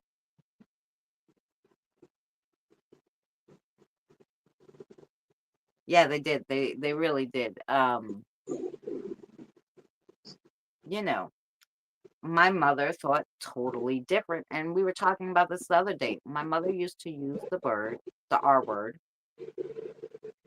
Um, retarded was the word she used to use. She used to use it as meaning what it did in the 60s, which means somebody who's stupid. Okay. And she would say to them, oh, you're so R, you know, and, um, but it was like a term of endearment for her. So when we got right into the, early 2000s and everybody was like, you can't use that word. She was like, screw you. I've been using it since for 40 years. Who the hell are you to tell me what I could use the word in what context, you know?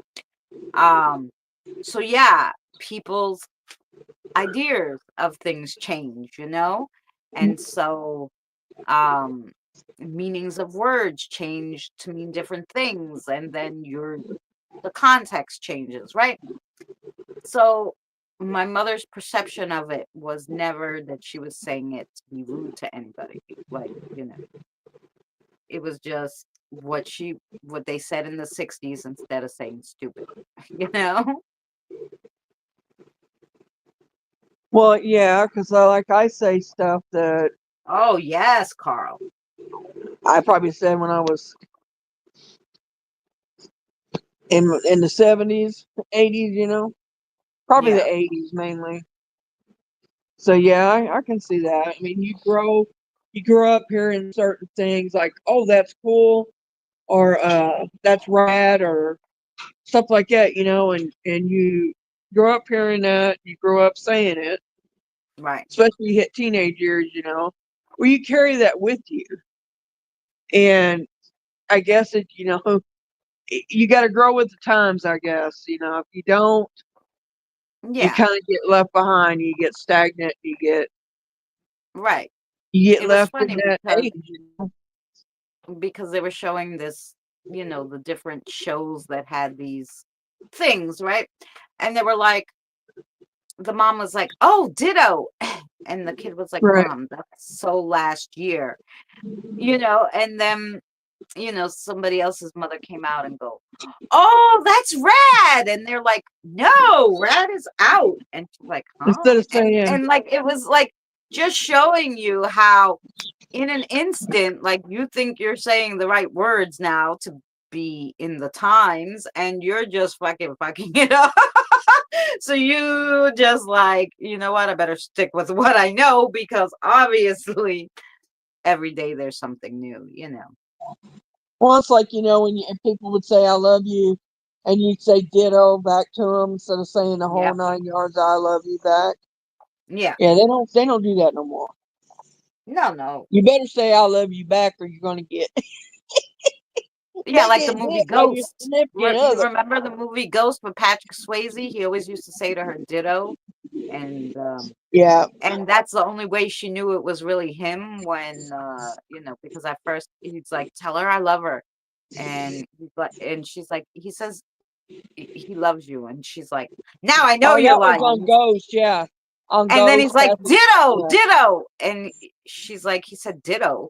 And then she was like, "Oh, wait, it's him." And that's the only way she knew Yeah, and then she was like, because that she was knew it his was him way. then. Yeah. Yeah, because that was Yeah. his way. And you know, here in the UK, outside shops had child in capillaries made of plastic called Spastic Society. What did they have the children in?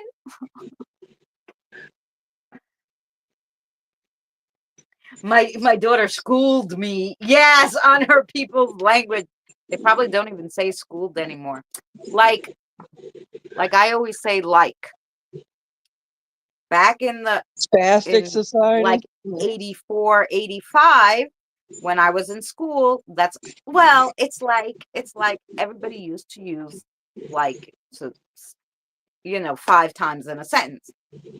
As I was growing up and I would still use it, people are like, "Can you stop saying like?" I'm like, "No, because I can't. It's like ingrained, it's embedded. I can't stop it now." It's one of Scott, those I get things. schooled every day. Every It's day I like, get schooled on something. yeah, it's like the same thing with my mother and the R word. It's like, what, once it's so ingrained, you can't go back. That's the word you're using. Yes, we have Valley Girls slaying Christina. Yes.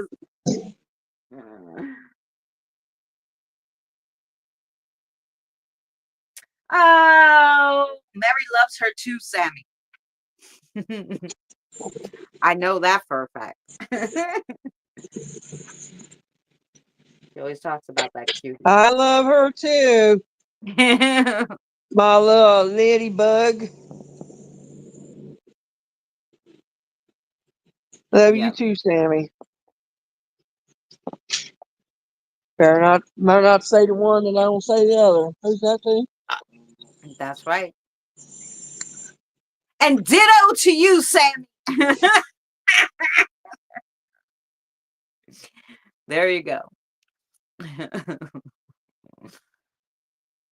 um, yeah, but I just really thought that, it was a good kind to go with spiritual too, because it's perception has a lot to do with spirituality.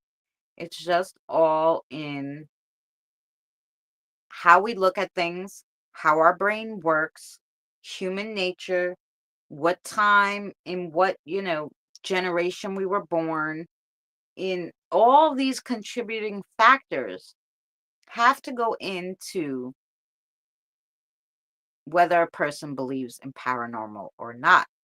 And um that's why I say, like, people are like, "Oh, you don't go out investigating too much anymore." I'm like, "Why? Whom who who's you know, besides you guys who already believe in it, who already can see it, who already knows it exists. I don't have to go breaking my back to try to film something in the woods, and hurt myself, because you guys already know. I'm not convincing the other person by them watching my video unless they're there with me and experience something. Which is why when my son was seeing those things, I said to him, come on, let's go. We're going to the woods. Took him to the most haunted place in all of Long Island, gave him a camera and go, let's go. And he goes, what are we doing? I go, we're going, I'm going to show you what you're hearing and seeing. I didn't know if anything was going to come out of it, right? But I just figured, yeah, we're going. And let me tell you, the spirits must have knew, like, no, let's, like, he's scared, or he's gonna have problems, she's gonna have problems, let's help them. So he filmed, he caught so much stuff, right? But until we reviewed the video, he still didn't see anything or hear anything, right? I was hearing disembodied voices, all sorts of stuff, and I was like, hey, I was like, did you hear the woman talk to me?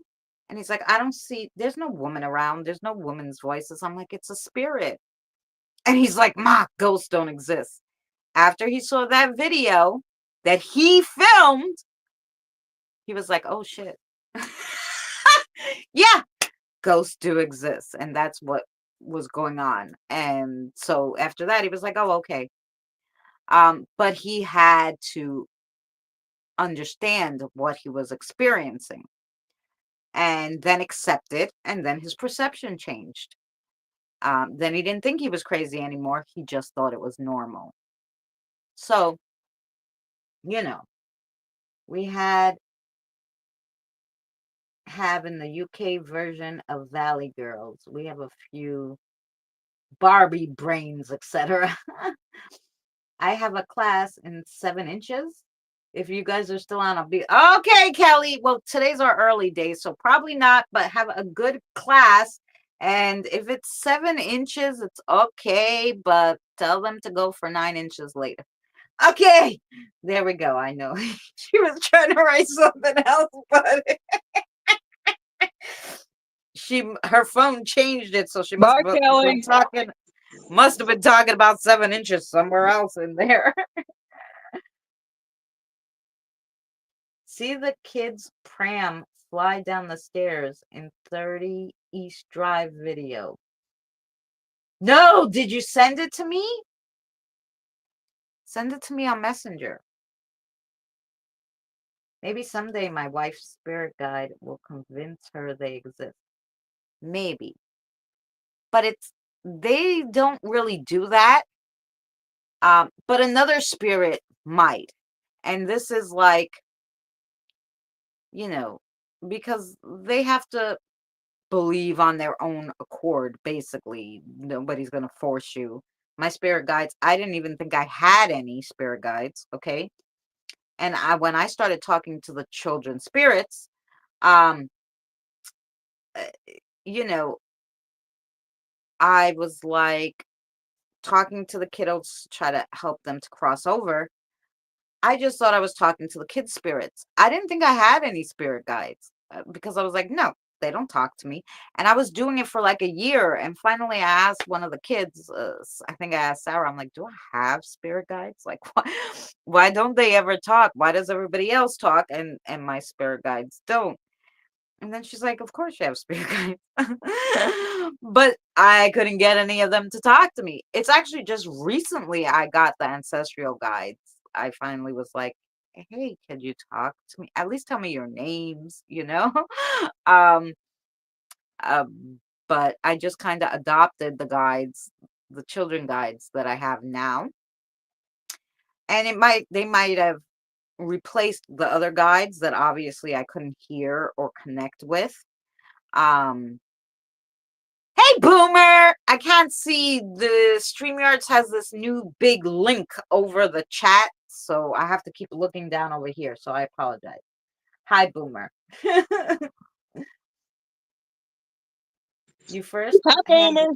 experience is always the best. Right, exactly. Um, Yeah, no, I swear there's a big thing over it. And I unclicked the box where it says put the link and it still put it. So now I have to write to those frickers.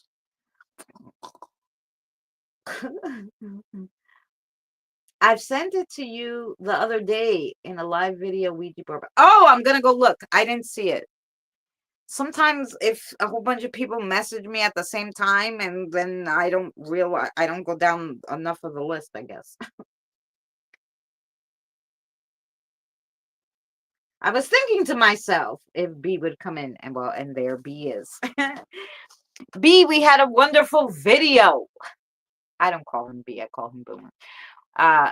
Really interesting about people's perceptions and then a story about how perceptions change in the paranormal. So yeah, the video part without the live stream will go up at 8:30 tonight if you're interested. Um I took a lot of time to make the video, so but anyway, that's what we've been talking about. Um so yeah, so it's just, my son's perception changed on his experience. Um, and, you know, experiences is what shapes you know, your perception. So I don't go out to crazy investigating anymore because I know that until that person experiences it themselves, there it doesn't matter what I catch on video. They're not gonna believe it. So I'm not going to kill myself because you guys already believe in the paranormal. So I'm not convincing you. Diane sees it, Jen hears it, you know, James lives it, so it's, what are we doing, Um, which is most of the reason why I stopped killing myself to do investigations. Once I understood the scope of it, I was like, no, I don't need to do this anymore. Nobody else gives a shit, Um, I have so many fabulous videos, guys. If you go back to my paranormal playlist, and I know my videoing wasn't the best back then because I was just really starting out. Um, but if you go to the paranormal playlist, the places that I went to Kings Park. It had so many abandoned psychiatric hospitals on it. I went to Pilgrim State and went to the buildings there. Um, I went to Edgewood Preserve, which is now a nature preserve, which had a big psychiatric hospital on it, but they knocked it down. They also had like a Civil War hospital for vets that they had knocked down, and now they use that land as a preserve. We went there. I really tried to go to like a lot of places. So yeah, so that's all there. We caught a lot of stuff. Some of the EVPs that I caught going back and forth, I was in what I call the drama cemetery. Because all they talked about was drama stuff, credit card fraud. He killed her. Like they were giving me all their secrets. I was like, Jesus Christ, I just met you people, know. And I called it the drama cemetery, but it's just the Babylon, Long Island. It's a little cemetery. Anyway, um, I was filming and I was using the EVP box, and I said I was using the SB7, and I said, "Can I see you on my camera?" And this woman says to me, "Yeah, look 6 feet down." And I was like, "Oh, there's not one way that that's going to be on the radio," that she pulled that out of the, like that was a direct answer to me. And I was like, "Oh, okay." Um, so yeah, I had where it was the first day ever, my hair was long enough to put a braid in. And I put a braid in and I went to this school because that school always gave me the heebie jeebies. And I was doing a little spirit box in the school while it was closed in their little playground. And I got the EVP. Oh my God, nice braid, really nice braid. And I was like, what the hell?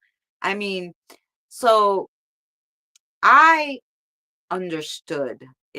My whole perception about the paranormal changed from the first investigation. Hey, Mr. Smith, thank you for coming in. Mr. Smith is a friend that I met at our other brother Dan's, who plays the guitar, and he has some music. So if you like listening to music, check out Mr. Smith. If someone could drop Mr. Smith's link, I think I could do it. Right? Go to channel. I don't know if YouTube lets people do it if he's not blue. I don't know. But I'll just share his link.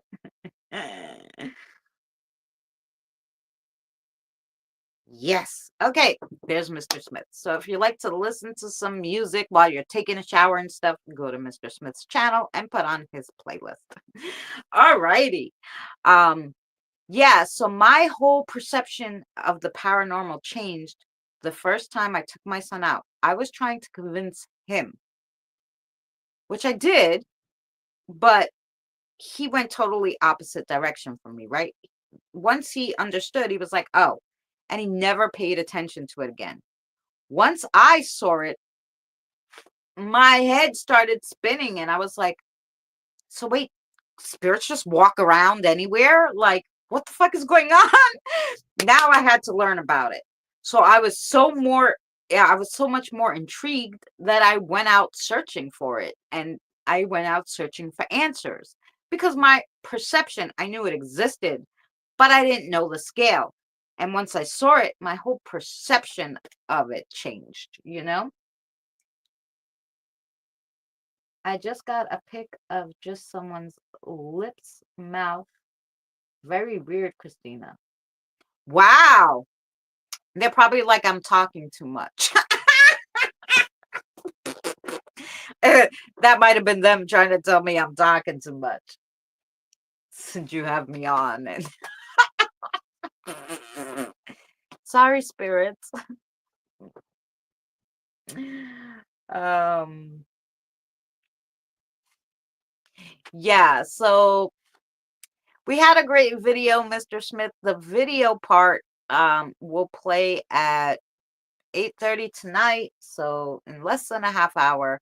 Um, and it's just about human nature, how your perception can change depending on what's around you, how it goes with the paranormal, and then just like a paranormal story after that was pretty cool. Um, since Mr. Smith is just meeting us, we do some paranormal chitty chat. We do card readings on Thursday. We do card readings on Wednesdays. On Saturday, we usually just go out and walk around the neighborhood live. So those are our live stream days. And the rest of the time, it's cooking, crafting, whatever the heck. Whatever the heck I'm doing that week, I share with you guys. So yeah. Hi, Mr. Smith. Mm. So that's what's Remember, I going on. did say hi. You didn't hear me?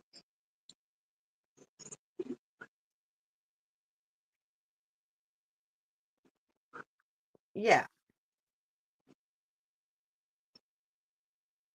Willowbrook State Hospital in New York State. No, I haven't been to Willowbrook. I've been to the smallpox hospital on Roosevelt Island. That was another crazy one. There were spirits in every single window in that place. It was craziness.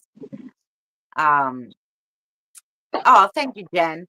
Um, yeah, like, um,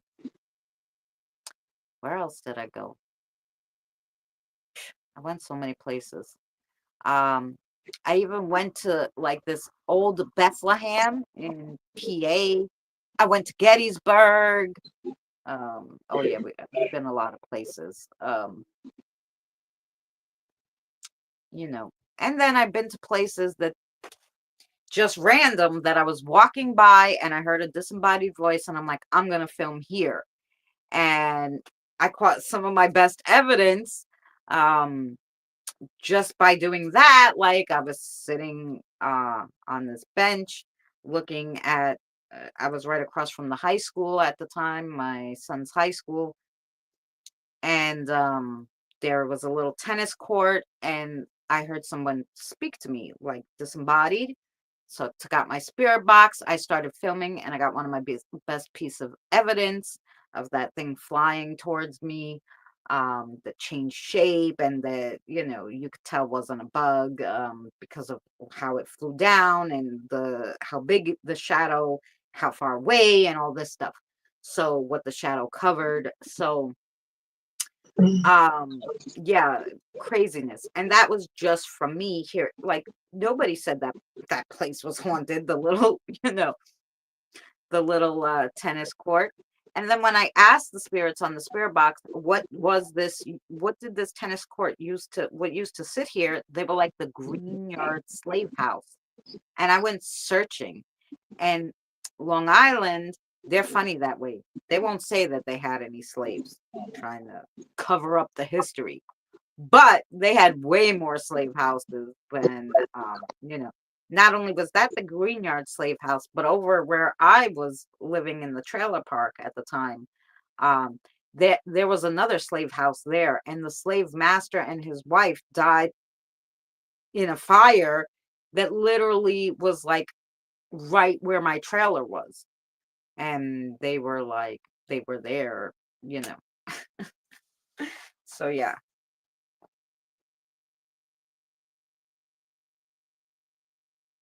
Oh, thanks, Mr. Smith. Mr. Smith, are you into the paranormal? Um, had any experiences? That's what we were talking about. Most people who don't deal with paranormal or don't haven't experienced a little something, like, just don't believe in it. Your perception has to change depending on your experience. So just curious, since we don't know you, that if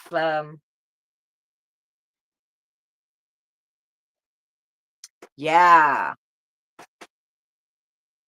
But so it was really hard to do any research in Long Island because they weren't talking about any of that stuff. Even the historical place wouldn't tell you anything.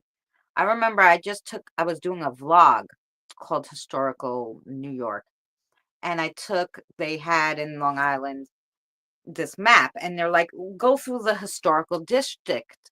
So I started walking you guys through the historical district. I went down the oldest road that was still paved in bricks, like, big stones.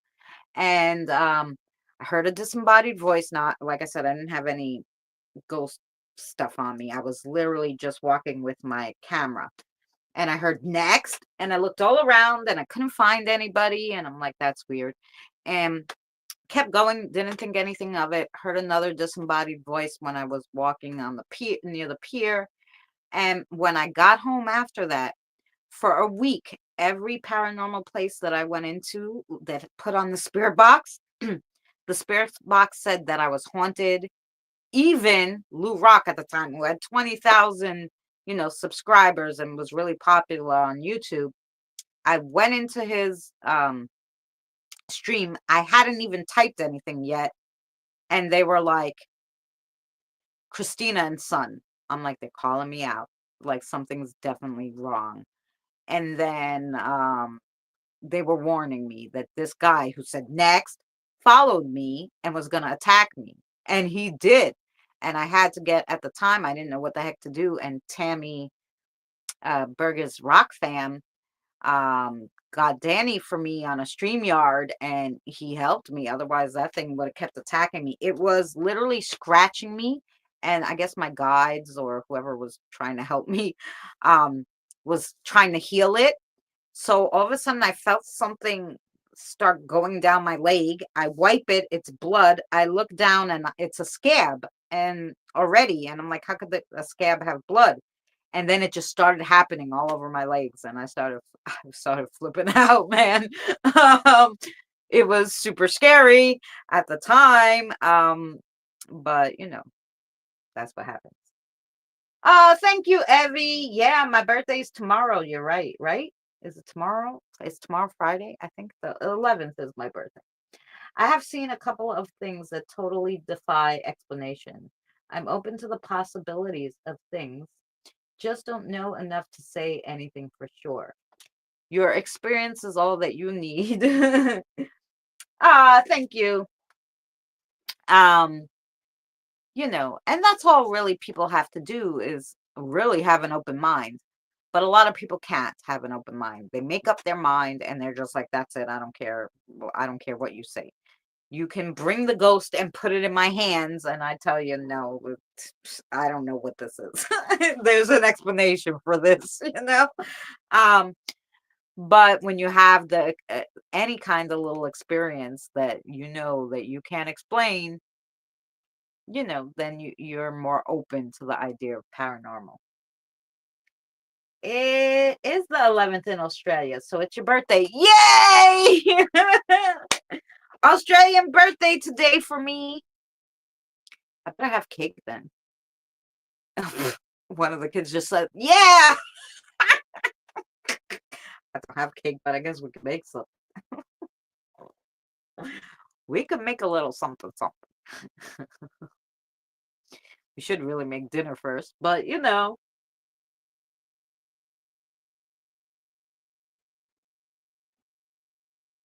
Yes, Jen. Eddie would like Mr. Smith's channel. Her husband and his channel, Mr. Smith, is Eddie and Jen, the vlogs, and then some. And that's Jen from Eddie and Jen, the second half. Um, and her husband worked in the music business. Yep, and he does a lot with music still. Kathy's coming over. Oh yeah, yeah. Well, come over later, Kathy. I'll have the kids tell you when. Unless you want to play now, you can. You're always welcome. Um, but I'm not making cake yet. Obviously, I'm still here. And we got to eat dinner first, Kathy. Kathy's Evie's spirit guide, by the way. And she's a little kiddo. She come play with the other little kiddos, spirit guides that I have. So thank you for all the birthday wishes, guys. I appreciate it. Not only is it the 11th in the UK and the 11th tomorrow here, and my birthday, we also have 11 people watching according to StreamYard. So 11 is the lucky number today.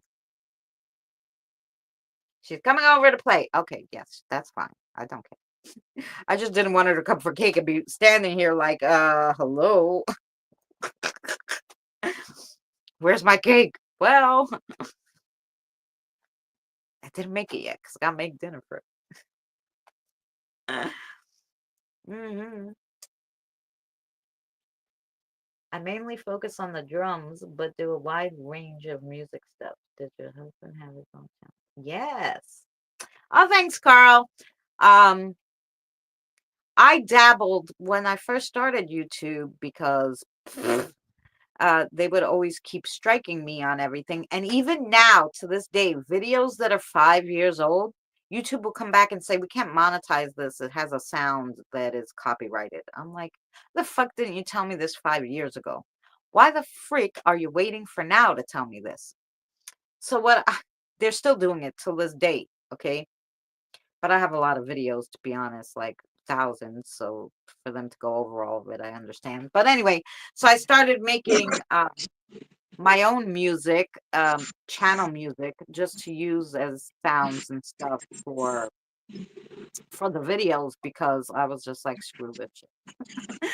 So I did make with an app some music, no words, I can't sing, but just background music and stuff. So I have a little playlist of original channel music that I just made up with different sounds I took off this app. And I think they're good, even though I'm tone deaf, but I think they're all right. Some of them even had some words that I could put together and make like funky words in between. So I would do that too. But yeah, somebody was like, "Oh my God, you sing beautiful." I'm like, "No, no, that's not me. That's some word, some base word thing that the app has. I'm not singing nothing. I'm Greek and Italian. We don't sing. Tone deaf. I sound like a dead parrot. It's not happening." 11 Did is the master Boomer leave? number and is illumination, shining, and light. Yes, what, Mary? I said, did Boomer leave us? I don't know. Yes, the master Hi, number. Evie. Yeah, I'm all screwed up. So I was born on the first sign, the master number. I was born the year of the dragon. Yeah, I'm Imagine just that. fire. Fiery, feisty, crazy lady. That's me. Stubborn as a mule.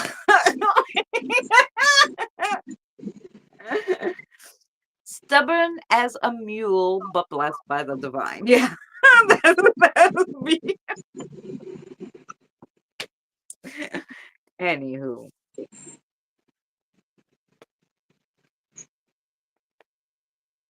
yeah. Can So, you believe it was raining again today? Not to change the subject, but seriously. oh yeah, And it's supposed to rain again after a while. I'm going to need a boat. Noah's Ark Well, you coming seen to the flood? Indiana. Did you see that video, that thing I sent you guys with the flooding around me? It's getting worse. Oh yeah, I mean, I saw you wrote about it, but I didn't see that there was a video attached. Let me I just don't know grab if a it's cigarette. video or what, it's pictures, but it's all the way around me, around us, and it's getting worse by the day because it won't stop raining.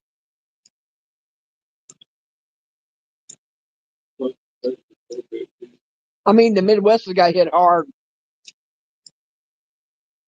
this year between rain, tornadoes, and snow. We had our fill. Oh yeah, sounds like it. Oh well, we Aries are hard headed. Carl, yes, you're an Aries too. Happy birthday. I agree, Carl. My mom was Aries. Carl was in March, right around my sister. Oh yeah. The 23rd or 4th or something. Yep. And then James is also an Aries. James was right, James? Don't let me make a liar out of me, but I think James and Carl were right like a week apart. Today's my aunt's birthday. Oh, your aunt's cool. Well, my mom's was the 4th of April. Oh, there you go. She was an Aries too. Yes, I am. March 27th. There you go. I knew it. Yeah, we're just surrounded by Aries. Yeah, yeah, there you go. Jen's blue. She could put the link. Yeah, they're great. They go live on Sunday, Mr. Smith, and they do all different things. Really bunch of cool people. They have lovely people in their chat too. So yeah. Well,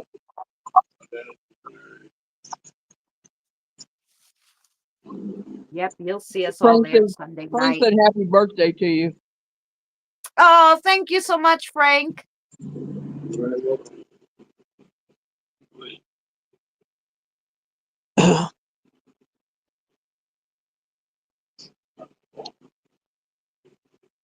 Has anyone seen the 3 dire wolves they made 5 months ago? Lovely, cute, white, big wolves. No, Carl, I haven't seen them. Oh, yeah, a link to what? You talking about where the rain here, Carl? A link to what? I sent the link for the dire wolf too. Too. Where? On Seabass or What? you sent it to me on Seabass or you sent it to Carl? I think I sent it to you on Messenger, didn't I? I don't remember seeing it. Yep, mine was the 25th. See that? I knew it. All these Aries. Anybody else in Aries? We got Carl, James, me. Um, What?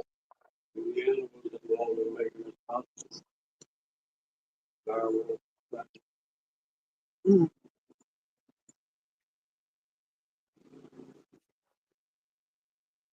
Today's my brother's birthday. He's a butthead.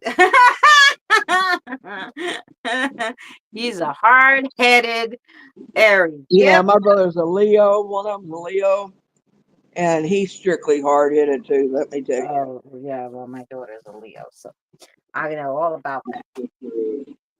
No offense Can't to get along Aries. with him. Yeah. We used to get along great.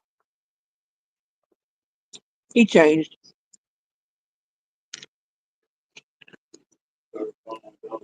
Yeah. Yeah, Careful, I'm a good Leo. Yeah, Diane's a Leo. Well, I'm a good Aries, not like your brother, see? And Diane and I get along well. well, Diane, I get along with you, so I mean, I should have been born April 28th. Oh, no, they didn't want you to. I'm a Leo, and I think you're fantastic. There you go, Evie. Aries and Leos get I think along it's quite different for well. male and female. How's that? Yeah, I think it depends. That might be too. Male and female versions of the same sign don't always act the same.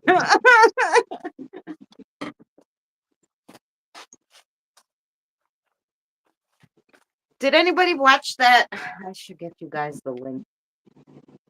Let me see if I can find it. Um, I watched it again the other day and I just freaking love it. Yeah, Carl, they do with Sagittarius too. That'd be me. Mhm.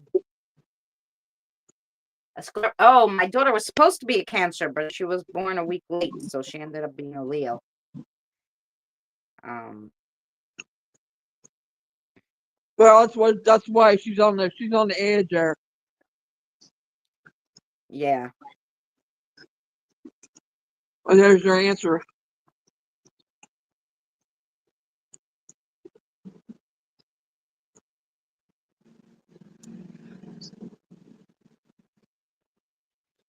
Oh, I don't know. Maybe I sent it to her and anything. A water sign, yeah. See, I'm a fire sign. I remember one time, and I was young, so I didn't really understand anything. And my cousin, my Aunt Margot's son, was like trying to start this fire, and it wouldn't start. And he's like, "Who's a fire sign? I only want fire around me." And I was like, "I don't know." He's like, "When were you born?" I'm like, "April 11th." He's like, "Oh, you're an Aries. You're a fire sign. Stand right here." I was like, "Okay."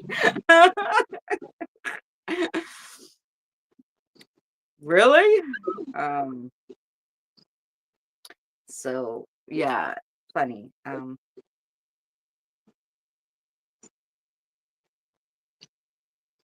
Oh yeah, here it is. Oh, I don't know if you guys have this, but you know what? I'm gonna put it in the. Y'all can't hear me chewing over here, can you? Of course we can, but that's okay. I'm gonna put it in the because it's just a picture. It's not a link, but maybe you guys, if you guys watch Amazon Prime app videos, um, they have it on Amazon Prime. It's for free. It's one episode of a show that I watched in 2019 or something, and I'll never forget this episode. Um, it's so cool. It's how the difference between men and women, and it has God in it. Um, Talking about it. It's so freaking funny. And I'll never forget that one. And I think I talked about it with you guys the other day, but just so you could kind of have something to see. Um, let's see if I can put the picture. No, I don't want the stupid AI to do it. I want myself to do it. I love how it's again, yeah, just have the AI draw you a picture. If I wanted the AI to draw me a picture, I would have the AI draw me a picture.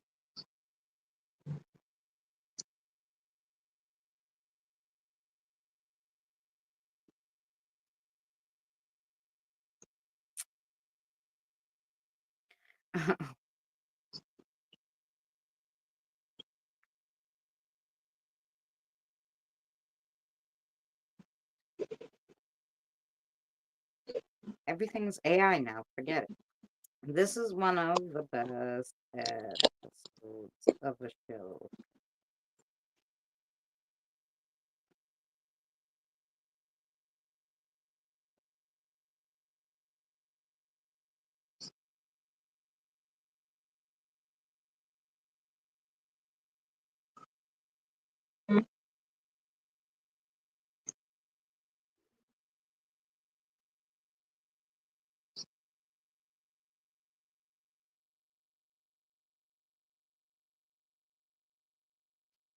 Okay. So I posted it on the 25th of July. My daughter's the 24th of July.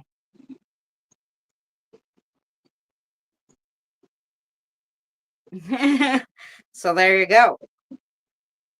Um,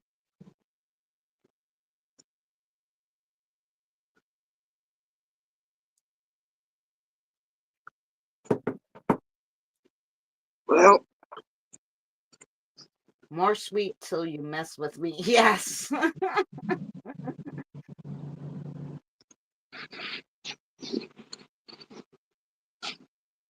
What are we doing? how October much truth do 23rd. you think is in all that about when you're born and how your mood swings are and how and compatibility with other people are and all that? How much do you think that's all true that really is like that? Oh, I believe in astrology, because I believe in, and like I said, it's my perception of the whole deal. I believe it. I don't know per se, and other people might not believe it, but I do believe that um, the universe, planet alignment, stars, all different stuff affect um, you as a individual. So Right. um, the astrology part of your signs and that kind of stuff, and you being born in a certain sign in a certain year on a certain date, I think it all has meaning.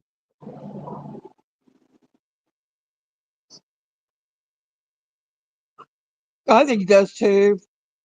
Oh, Carla's in the UK too, Mr. I Smith. think it. I think it. I think it's all linked Yeah. because it's basically universe linked. So if it's the universe, then that means God is in all of it. Hmm. So whenever you said, God was in it and what you was talking about, Oh that yeah, that show. Well, video, that show was about, and I don't want to give too much away, but basically the guy was pissed off at God for making woman the way he did, and God had to come down and school him.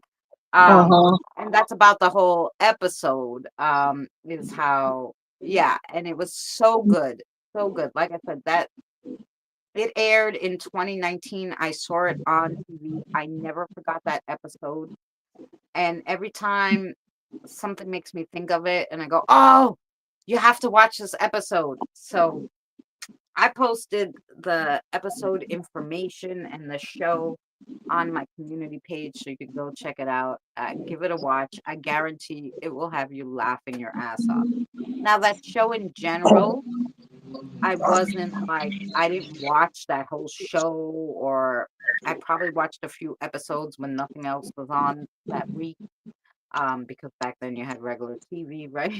What's the So you name of the couldn't pick show? and choose. It was whatever was on. But hey Kim, but I wasn't, I wasn't a big fan of the show. But that episode, it What was show is it? fabulous. According to Jim, Oh yeah.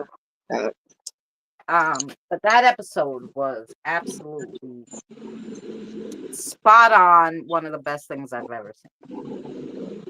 To describe, you know. It really pulled in everything. It was really good.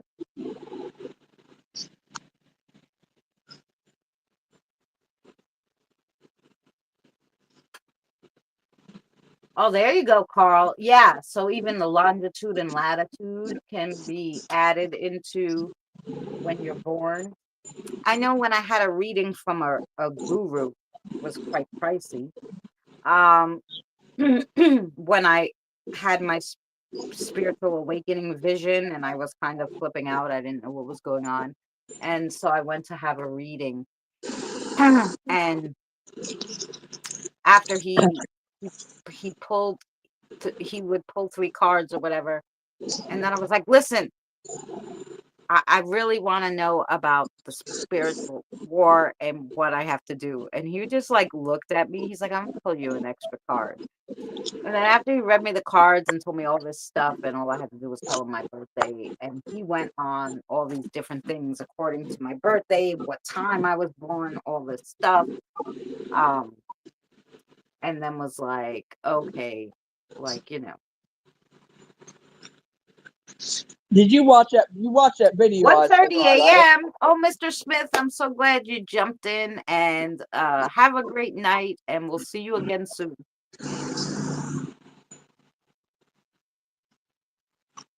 One of the best TV shows I think was The Black Mirror. I never heard of it. That must be a UK show.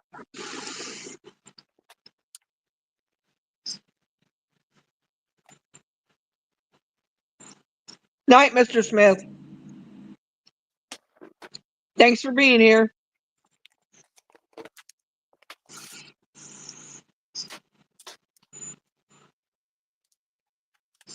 I heard the Black Mirror was good, but I have not watched it. Now, the only show I've been watching, now I just really watch movies at night with the kiddos. I fall asleep, they more watch it. I put on Rose Red last night. I'm like, oh, guys, you're gonna, it's a little scary, but it's okay. And they're like, oh, you're gonna cover your eyes? I'm like, yeah, probably. But I fell asleep before the scary part happened. So I fell asleep before the scary parts happened. So they were stuck watching it, unfortunately. But yeah.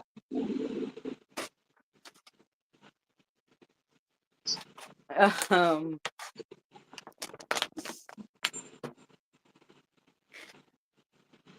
It was scary.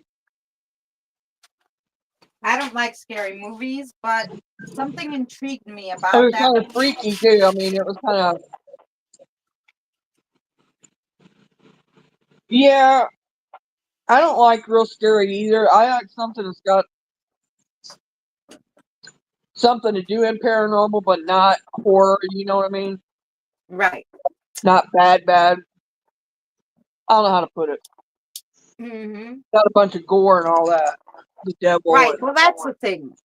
Um, Killing, excessive gore. I don't like any of that right. stuff. Me either. I I'm like a not. mystery. I like some paranormal.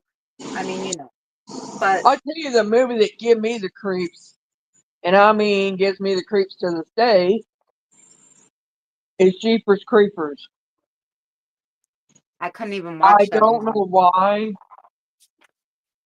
but it freaked me out, and I'm like, I can't do this. I can't watch this damn movie Yeah, by that's right. myself. You know, most especially.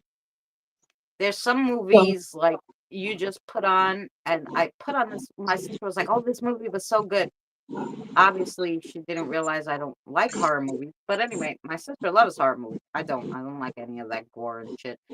I don't watch Halloween, none of that crap. So anyway, yeah, she's like, I'm not. I don't watch all that either. this movie was so good, and I put it on, and in the first 5 seconds, I was horrified. From the first like scene, whatever it was, the first few minutes, I was The so one for me on horrified that and one was The disgusted Exorcist. that I turned it off. I don't remember what the movie was called, and I don't care, because I'm never watching that movie. Mine was The Exorcist, man. That one, top two scariest for me was The Exorcist, the original one, and Jeepers Creepers. They the two, that and Truckers are the ones. Overdrive, Maximum Overdrive, I think is what it was called. Uh, them was the three top scariest for me. Hmm. And sometimes it And I doesn't say even. that about the truck, the vehicles for a reason. Yeah. I mean, It's and you know, sometimes it doesn't have to even be scary, scary to be right, like haunting, if you know what I mean. right, So there was this right. one movie, they were in the cold, and I hate the cold, first of all. So when there's a lot of The snow and cold, I don't really love those kind of movies unless it's a comedy. Anyway, and so the they were in the Shining, I will say cold. the Shining one's freaky too, but not near as bad as these was. You know, I could watch the Shining again, Right. but these here, I'd have to sit. Maybe it'd be daylight a long time before it got nighttime. You know, and I'd have to sit there and watch it with somebody else. And Mm. chances of me having nightmares that night would be really good.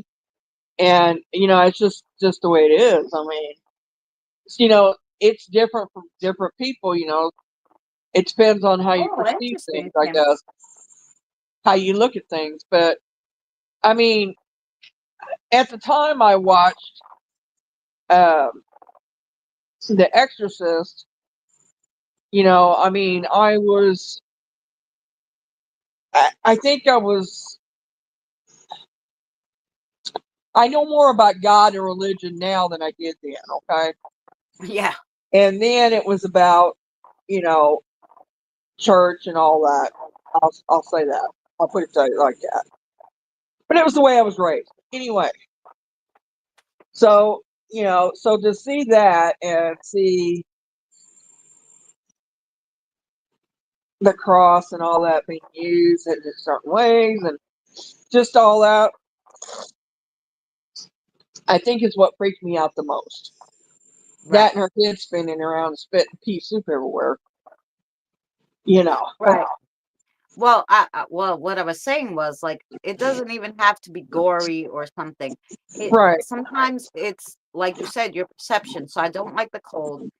There's these kids go up on the ski lift, the last ones, and they turn it off thinking nobody's on it, and they leave because that was the last day of the ski resort being opened or whatever for a bad right, storm, and they're stuck on this up in the air, and right.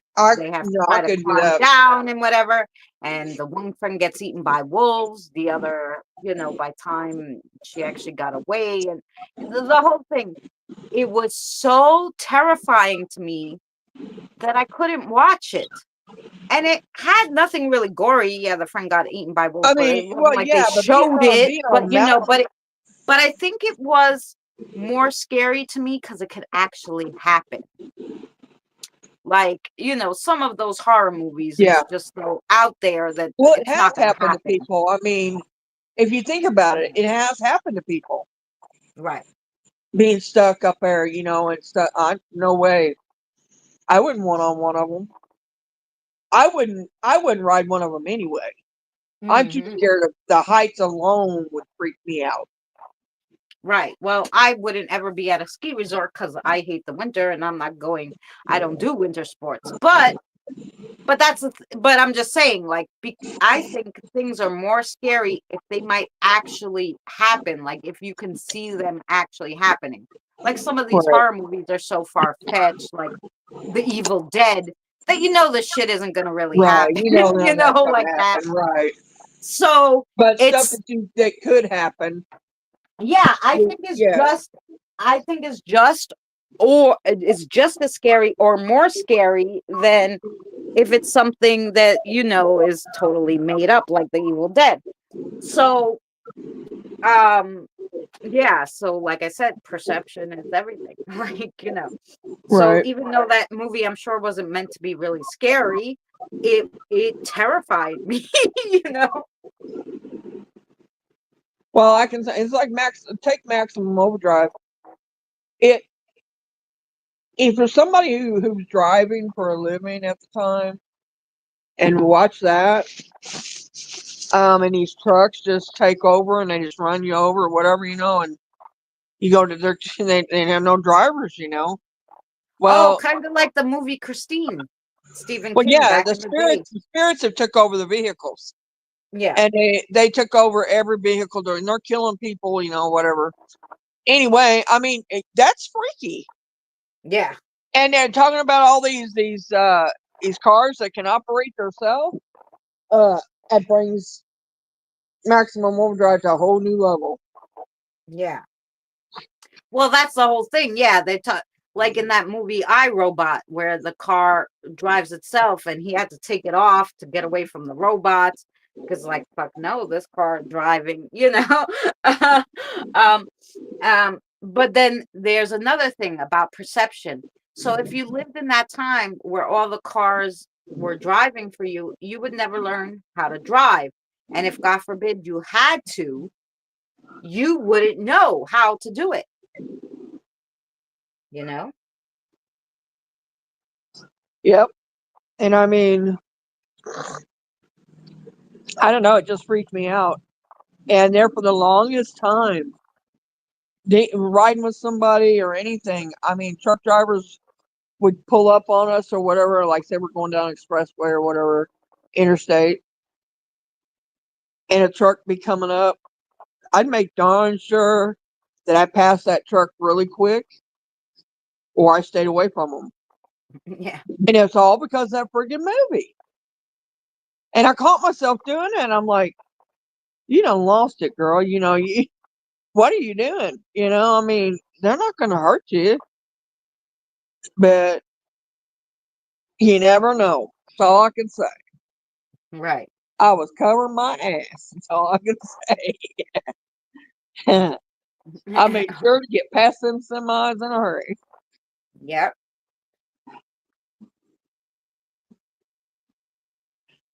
Well, it's dangerous driving on the side of them only because of their view and stuff, and they could cut you off and you could be crushed. Like they're just scary in general, even when there's drivers in them. Okay, so yeah, I Right. can understand. You know.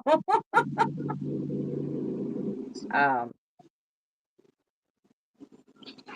that's what. Okay, anybody else feel the same way about Jeepers Creepers? I see some of them that feel the same way about The Exorcist.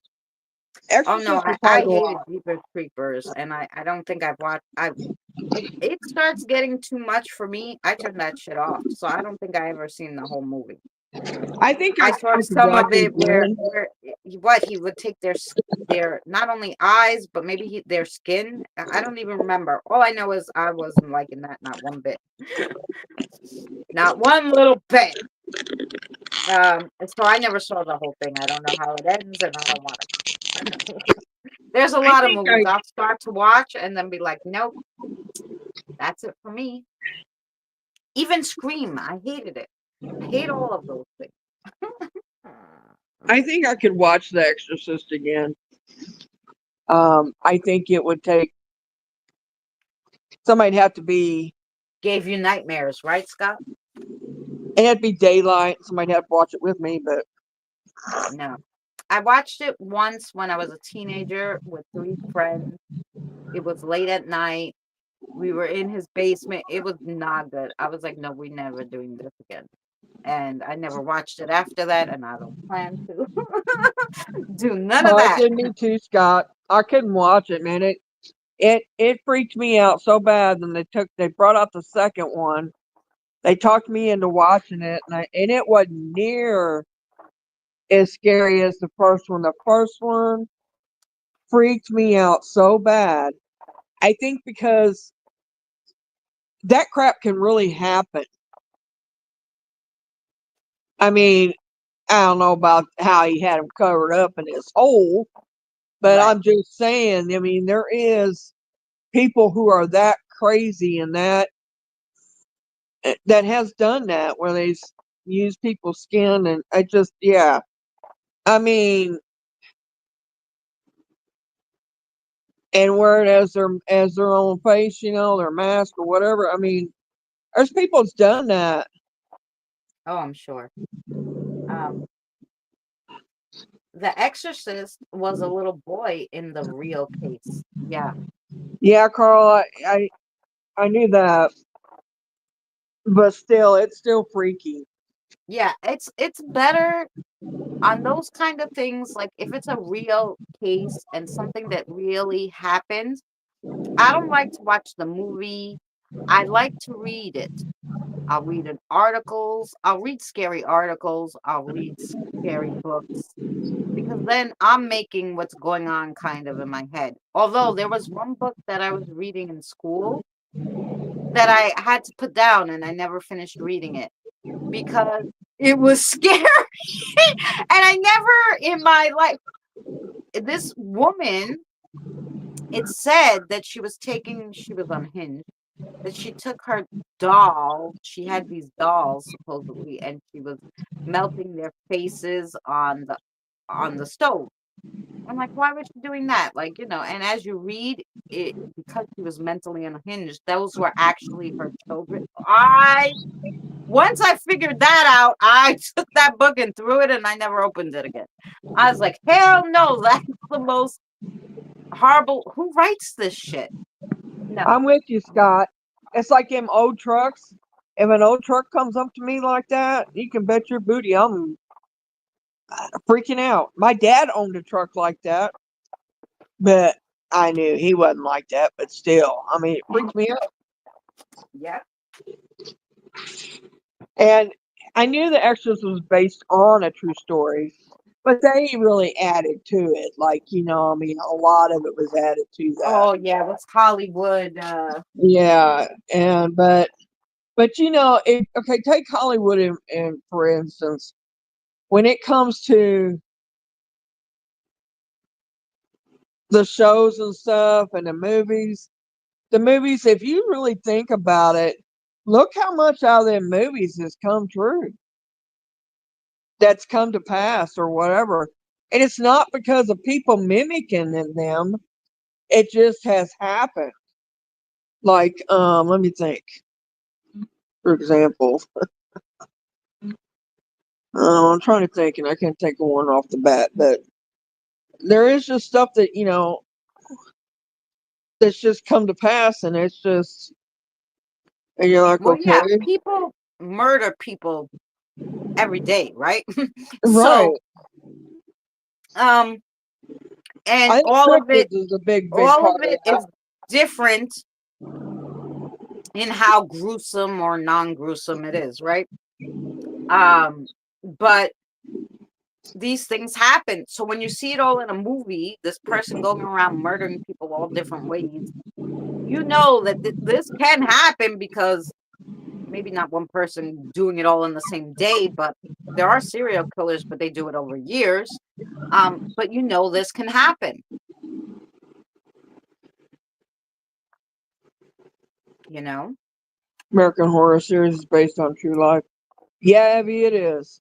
Believe it or not, yeah, it is. I knew that. Um, I haven't watched it because I don't watch stuff that's based on true life very much if I know about it ahead of time.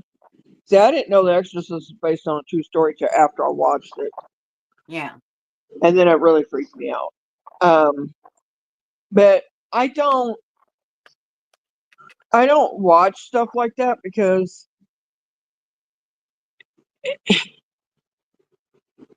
you talking about freaking you out. If you think that somebody can really do stuff like that, if it's based on a true story and people can really be horrible people like that and do stuff like that that's on them movies, Yeah. I don't want to know.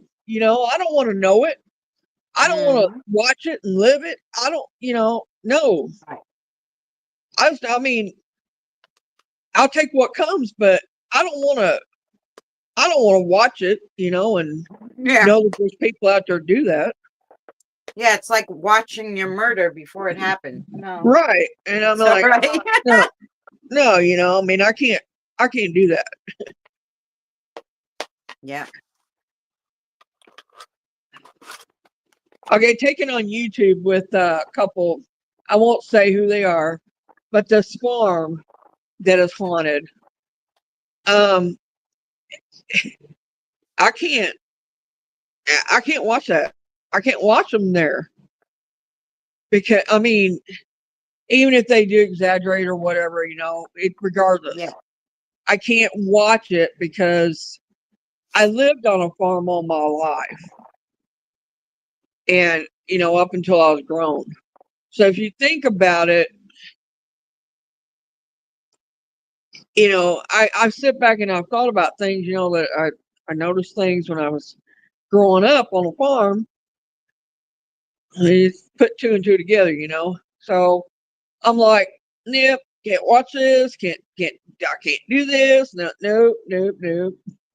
Too much childhood involved in that. you know, I just can't. I just can't bring myself to watch that on this farm that they're at. So I didn't watch that part by no means. Y'all get what I'm saying, feeling, why I say that? Yeah. Well, and then there's the flip side of that. And this is how I feel about watching true cases. As like Carl is saying, there's a lot of movies that are based on true events, right? Right, When I read an article about a spirit, the next moment, because their energy is left on that article because it's about them, right. um, he'll be the spirit will be standing in my living room asking me, Yeah, "Oh, did you cross over?" So, do you think I'm gonna watch one of these horror movies based on true events so that that thing could be in my living room? No, right. Yeah. See, damn, not happening. it, I think that's part of it with us too, because, well, especially if we're gifted like we are, I think part of it is we know what can happen and Yep, what can be and what cannot be, and we don't want to bring it to us. I mean, that's right. especially if it's based on a true story, like she said. They're going to end Right, up showing up. And do I really want Jason in my living room? No. Do I right. want, Well, I was thinking more like if they base it on a true story I know, using a I know name what you're saying. Well, of a, let's say, demon. We'll just take that. Let's say yeah, somebody did a true story about a demon possession. You think I'm gonna watch that? Well, hell the hell no. no, I ain't watching it. No, because be my luck, I'd have one that's sitting on my doorstep. Mhm. They ain't going to get in, but still, they're going to be Well, sitting you there. don't know. You don't know what can happen. Right. So I'm not. I'm not. I don't want to take that chance. I'm telling you, they ain't getting in. You got to be positive about that. Yeah. I mean, you know. My spirit guide's too big. He ain't coming in. Mm-mm. He'll call in reinforcements if he has to. Well, yeah. I mean, and they will, and they'll try everything, but Nobody wants him they're getting they're uh, a different kind of natural. breed than all the other things, Right, right, because they weren't, they weren't human. They're a different breed, I mean, the protect my protector could probably deal with just about anything, but I don't know. That would be harder for him, and I wouldn't want to even bring it, so I'm not right. doing it, because I wouldn't, you know.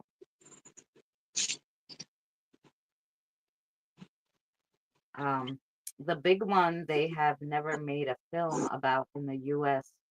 First big mass killer, Holmes, the Myrtle Castle in Chicago. Yeah. Hmm.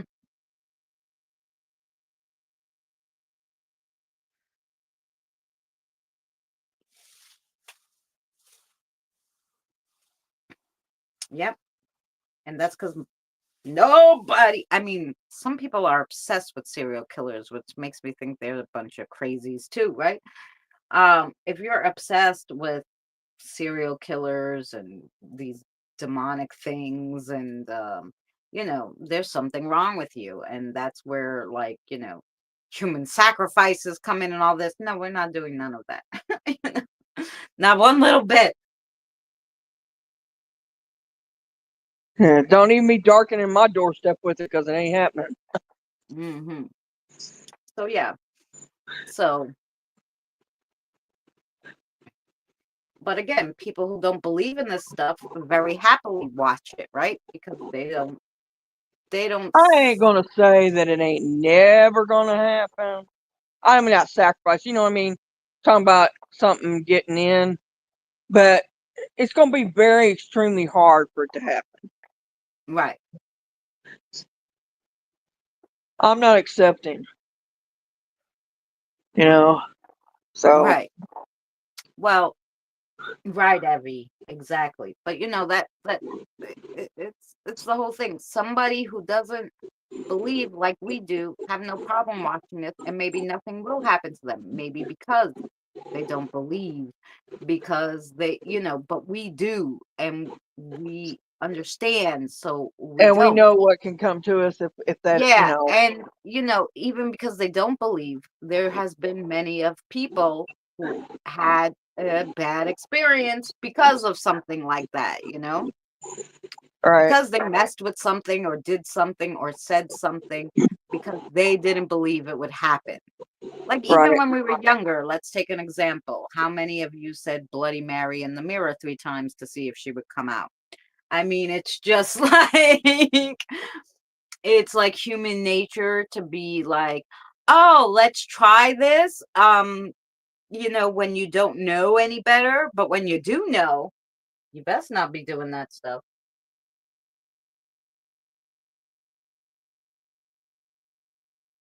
You had Jack the Ripper, right?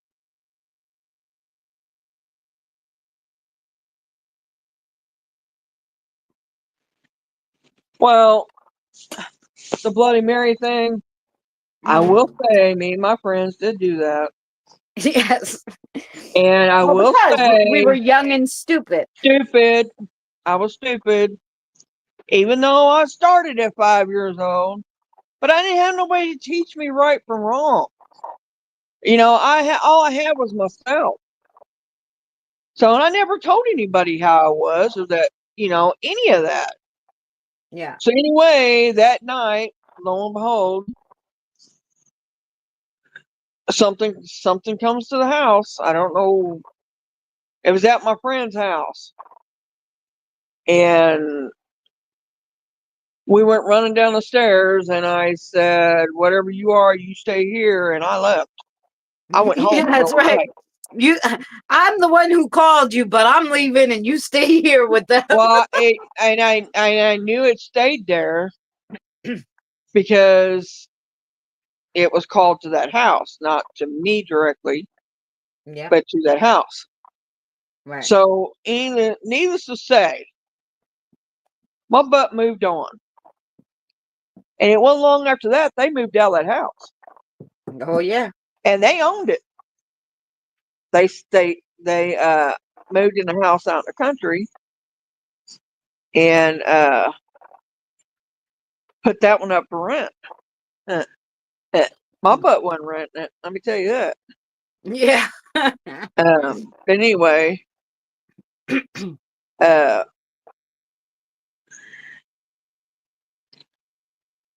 I was too scared. That house freaked me out. Yeah.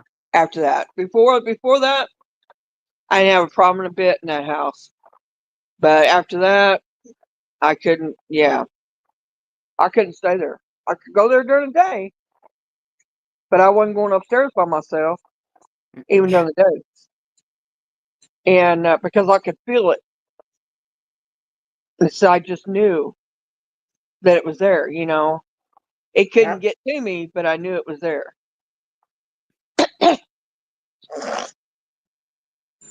So you Yeah. got to I be had careful a on I what you actually do. If did that a doesn't tell you to be careful, you have to watch what you do, even when you're young. But yep. like I I had said, a whole I a stupid, whole didn't have nobody teach me. a whole sinister Sunday on who Bloody Mary actually was. I don't believe you're actually summoning the Queen of England, who is Bloody Mary. When you do those kind of things, I think it's your intentions that you're wanting to call something that's not good into your house, and then you actually end up doing it. Um, so do I believe it's actually the queen coming to see you? No, but I believe you're messing with something you shouldn't. Probably one more to one.